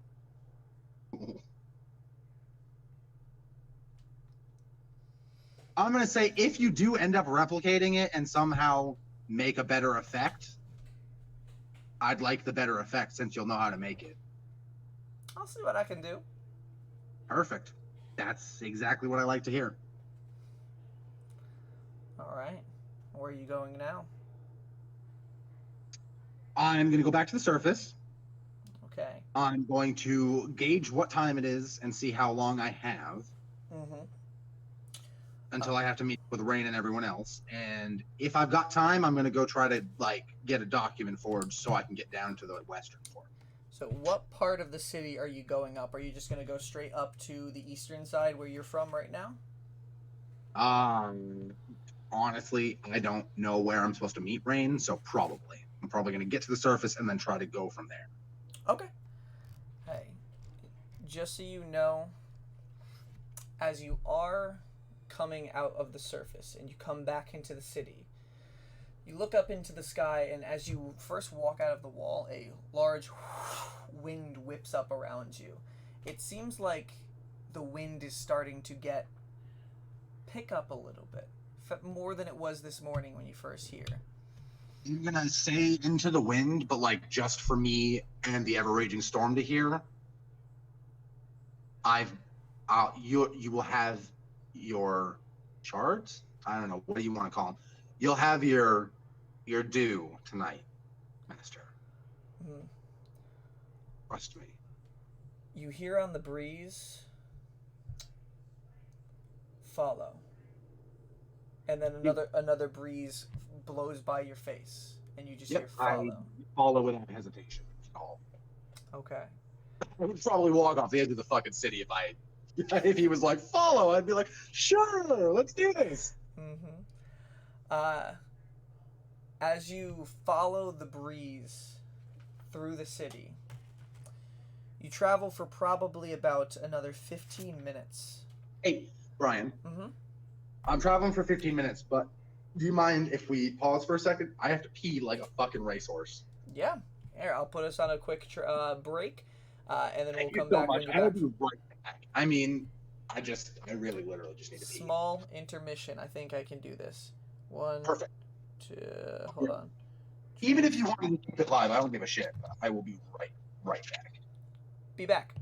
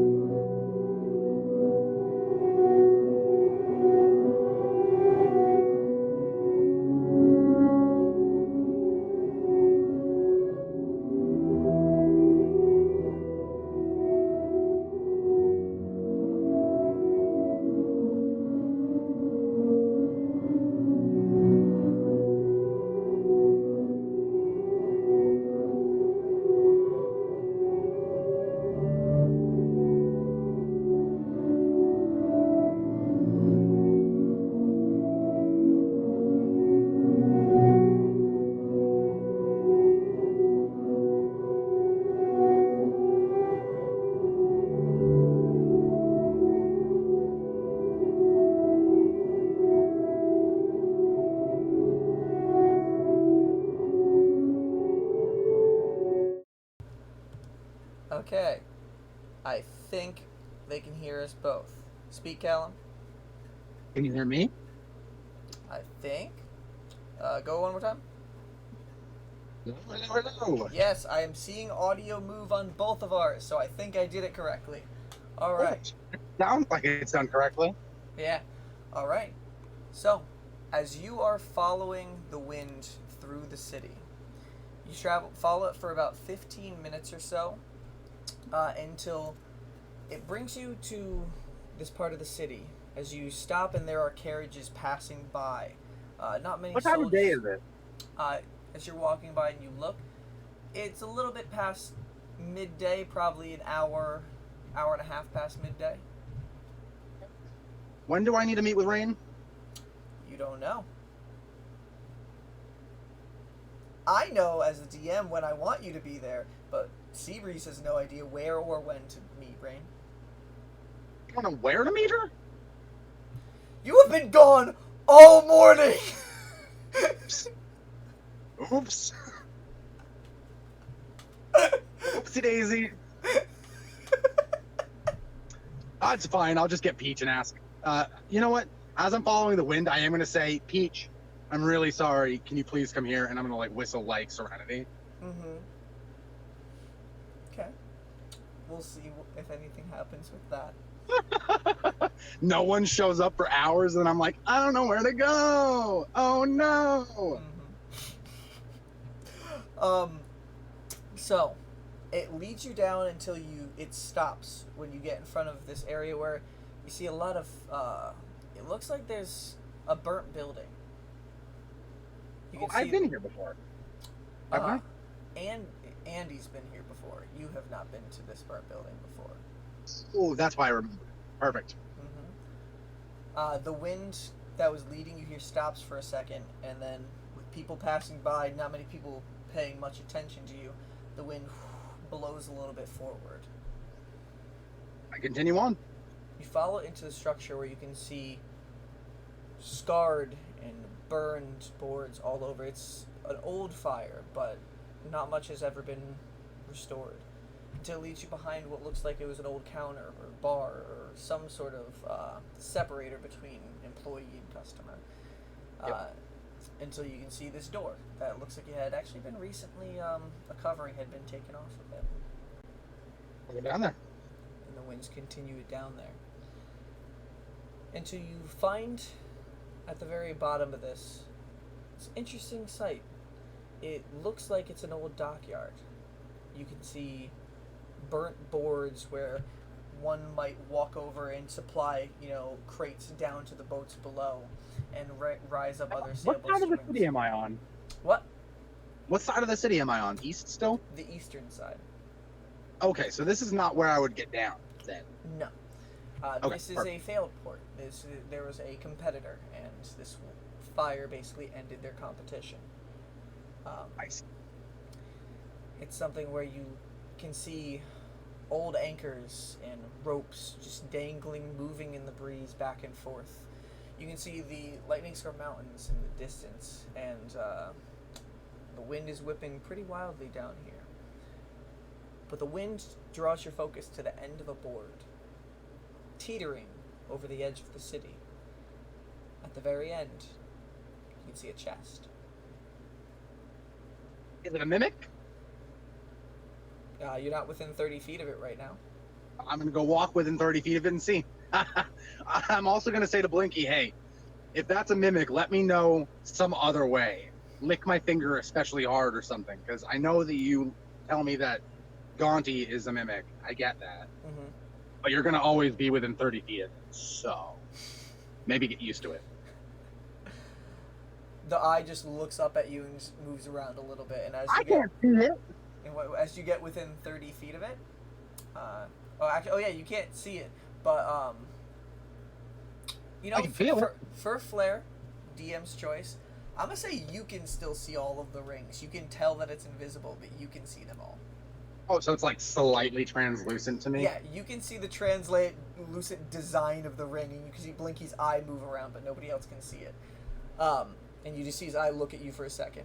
And then, as you get within 30 feet of it, Blinky's still spinning the same speed. So you're not sure if that's confirmation it's not a mimic, or if Blinky has no way to determine if there are more mimics when it's already determining. You have no idea.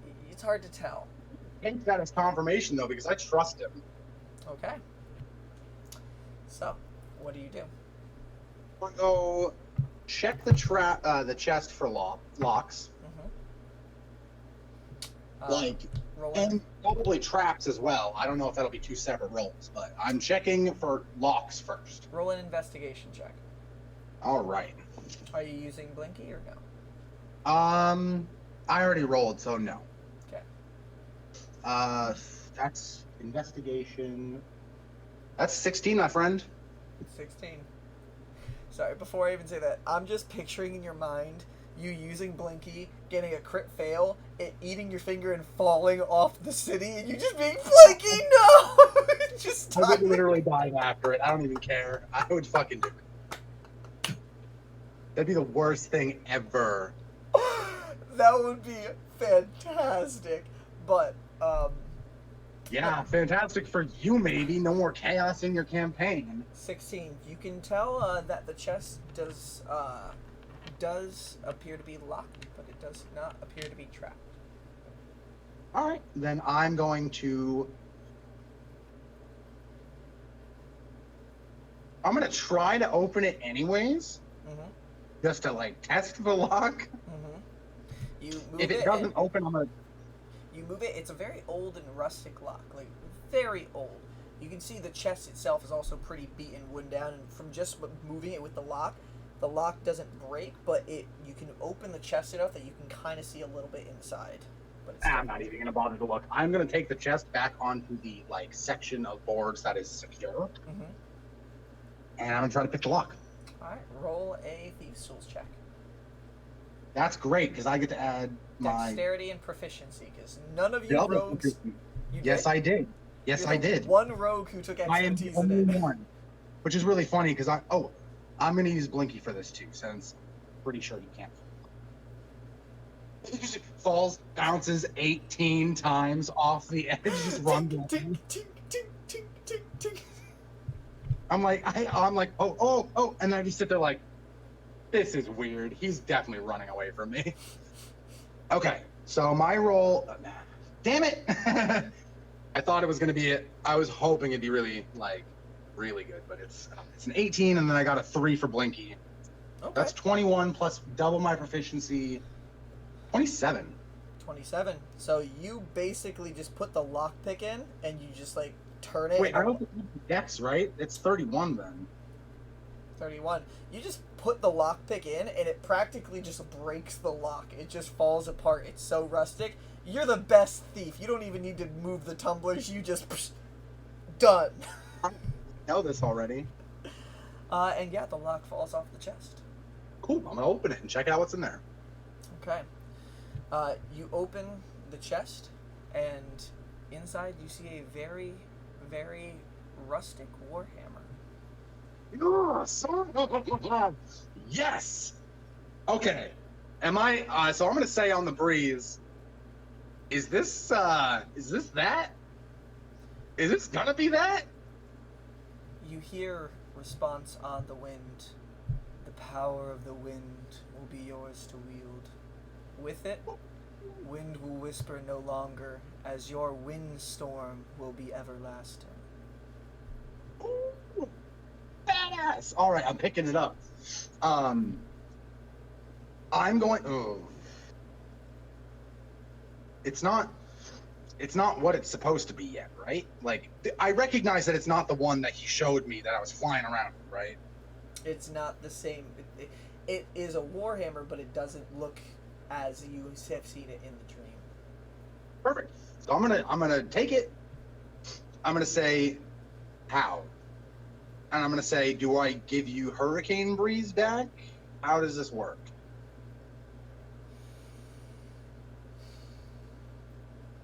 Because Hurricane Breeze is currently your packed weapon, right? Yes, sir. Mm-hmm.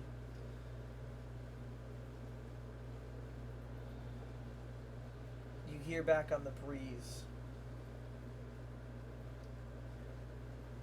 The weapon will be returned when the deed is complete. That sounds cryptic and weird to me, but I like it. And So I'm going to keep Hurricane Breeze on my hip, and I'm going to put the Warhammer on my other hip, right next to my crossbow. Okay. And as you put that there, getting everything situated, the wind separates for a second.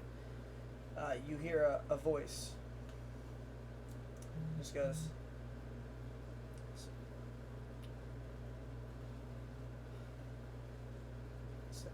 Do you hear voices too, apparently? I turn around. Oh my god, is it Paul? Do I recognize the voice? No. Shit. You turn around, and at a few planks over, sitting at the edge, you can see this form you've seen before. It's a girl with blonde faux hawk with blue strips down the side. It's the site of Jazzful. You have seen Jazzful only once. I think you have only seen Jazzful once, and it was the night after the Eye of All, when everybody was carrying you out of the battle afterwards. Yeah, okay, cool. I'm going to turn to her and say, I don't even know which one's mine anymore.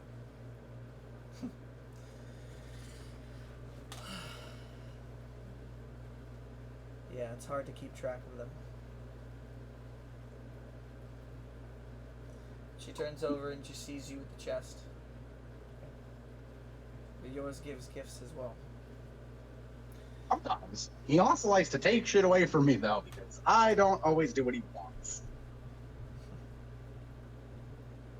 I get that. Kind of like parents in a way, huh? Parents? What they give, they take away.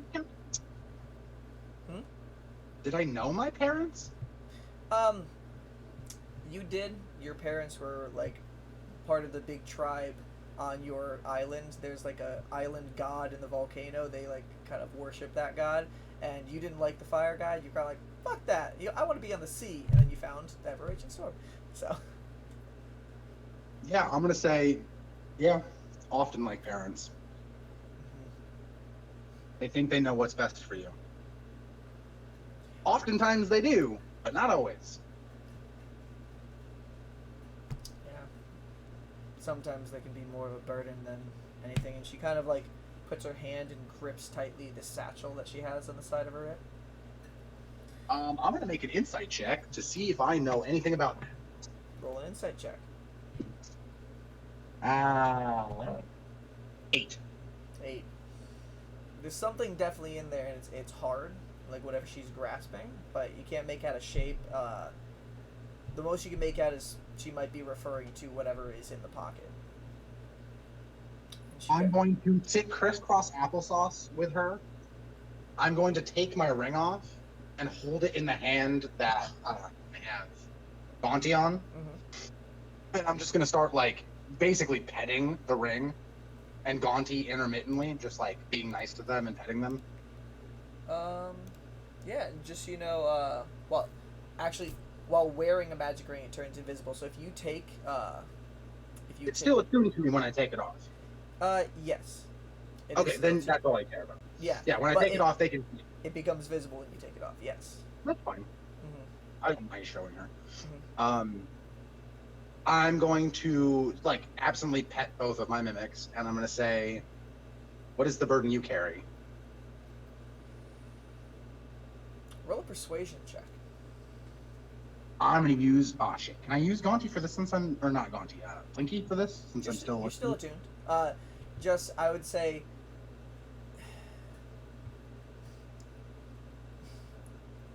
Yeah, I'll, like, I would say, hold it when I do it. Yeah. Yeah. Oh my god! What?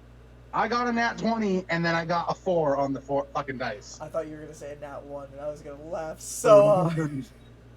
No, much, much better. That's a nat 20 right there, buddy. And that's awesome, man. Yeah. All right. So my persuasion is a 30. Mm-hmm. She's going to sigh heavily.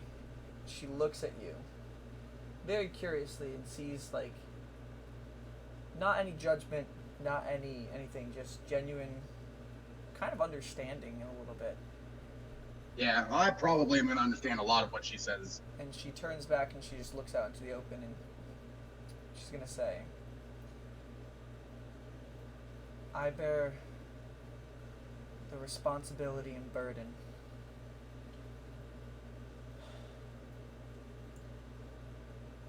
of many secrets and being way more involved than I want to be. I'm going to make an insight check to see what she's talking about, because I have a feeling I know. Roll an insight check. My insight, that is a 21. 21. Without Blinky. So, from what you know of Jazzful, from the limited of what you know, is that she is the lead singer in the Sub-City Ravens, the band, one of the bands that does play. Because you also, that's actually right. You also saw her when you fought in your death battle. Yeah. You can tell from the times you've seen her, the way she walks, the way she carries herself, she holds some level of importance. You're not sure where in the city, but you can feel the same kind of connection as your parents were leaders of the tribe. You feel like her parents have some sort of power or leadership. Well, I feel the same thing from Rain. Almost in the same way. She kind of carries herself in a similar way to Rain. Obviously not the same everything, but you kind of still feel that same kind of almost weight that they carry with them. Yep. Okay. And she sighs, and she stands up, and she looks down at you. She's like, and with that responsibility,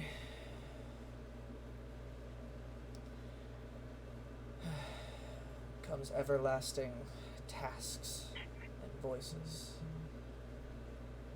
I have some... Whisper to her, who do you serve? And then I'm going to pause. I'm going to say, can I help? Do you want help? And then, that's all I'm going to say. She said.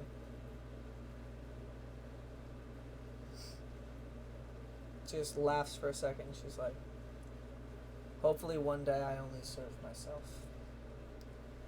And this is not something you can help with. I don't think anybody can. I'm going to look at her. I'm going to stand up, put Blinky back on, and I'm going to, offer a hug. And as I do, I'm going to say, there's always someone who can help. Always. If it's not me, there is someone. You walk off the plank as she's walking over to. She stands up and you offer the hug. Roll a persuasion check. I'm going to use Blinky this time. Shit. That persuasion is 10. She looks down at you and she sees the hug and she's like... She kind of just pats your shoulder for a second. And she's like... That's fine. She's going to be like... There may be a few who can help. And that's all you need to know, that someone is there to help. My friend Andy helps me in more ways than he even knows. There's always someone. If you need help, you can ask.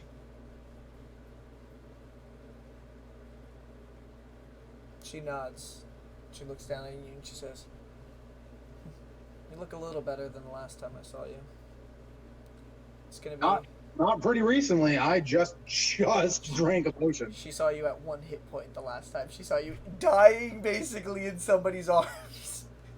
And the time before that, she saw you die in the death battle. This is a daily occurrence for me. I mean, honestly. And she says, today's a big day for many. Yes, it is. Consult who you serve. You may need their help. And then she just walks out.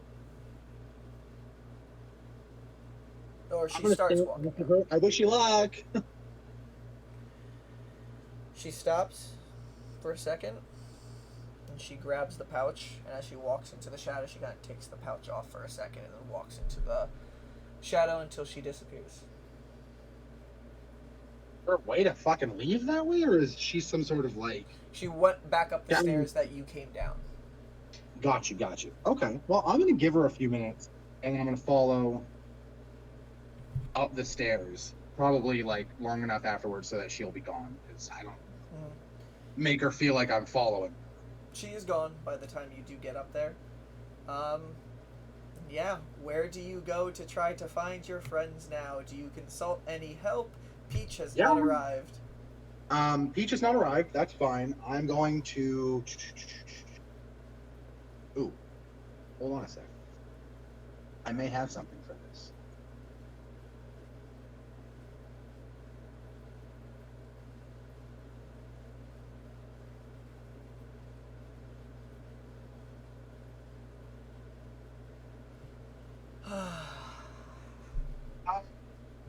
Shit, I don't actually have fucking anything for this.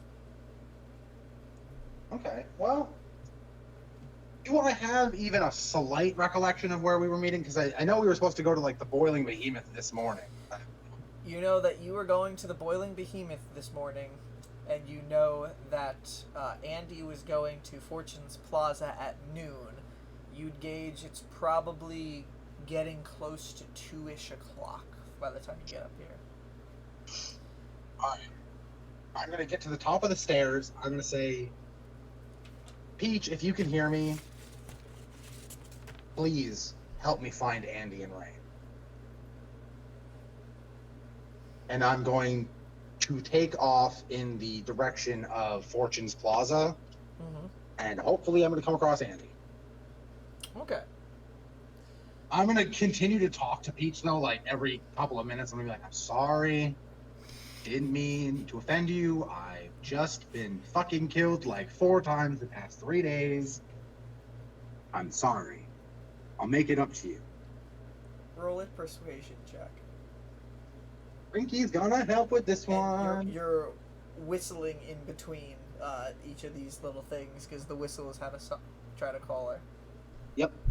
So with Blinky's help, I got a 21, and it's persuasion, so 27. Okay. This thing was unfair to give to a rogue. Like, yeah. Holy shit. Holy shit.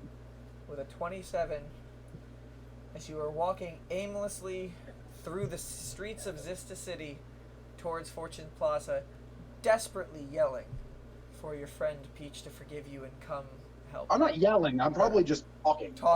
Talking. People looking at you. I don't want to be a fucking dickhead and have everyone be like, what the fuck is wrong with you? People looking at you just so confused as the Kenku just talking and whistling to himself in the streets. It's not the weirdest thing I've done. We will end tonight's session here because Peach, at 2 o'clock, is still sleeping on Andy's shoulder. So, that persuasion will probably convince Peach around that point to get up and find you next session. So, you're not immediately with them now, but that roll did on my way. I have a good idea of what I need to do for the next couple of days. The funny thing is, you're walking in the complete opposite direction of them, though. But you now have your way to try to reunite with the rest of your crew. So, Callum, how did you like your second super sexy solo session? I loved it so much. You didn't die. I didn't even get too badly hurt. Yeah, man. That was you started with 3 HP. What are you going out with right now? 17. Yeah. And I still got 2 potions to drink, so I'm feeling pretty good about that. Yeah. He asked you to give it to Rain, and you're probably just gonna be like, nah. No. I have every intention of giving at least 1 to Rain.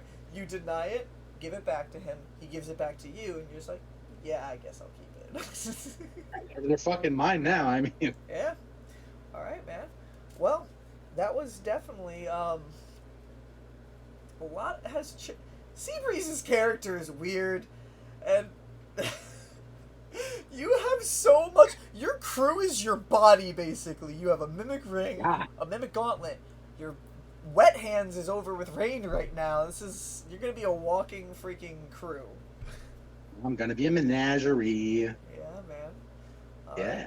Well, I'm glad we can finally get this session going and pave the path for everybody to be back together for a session. For those of you who are watching, though, Brian mains his character Serenity's quick end of the session announcement. Brian Maines might not be able to play too often. He has a kid, so we might be seeing a little less of Serenity. Serenity has gone off her own thing with Torian right now, so we might figure out how those endeavors go off screen when the rest of the crew figure out where in the world Serenity is. But all of that will be coming in the future of Nat Disaster. You know what you need to do? You need to stay tuned until the next disaster. Good night, everyone. Good night. End card. Transition.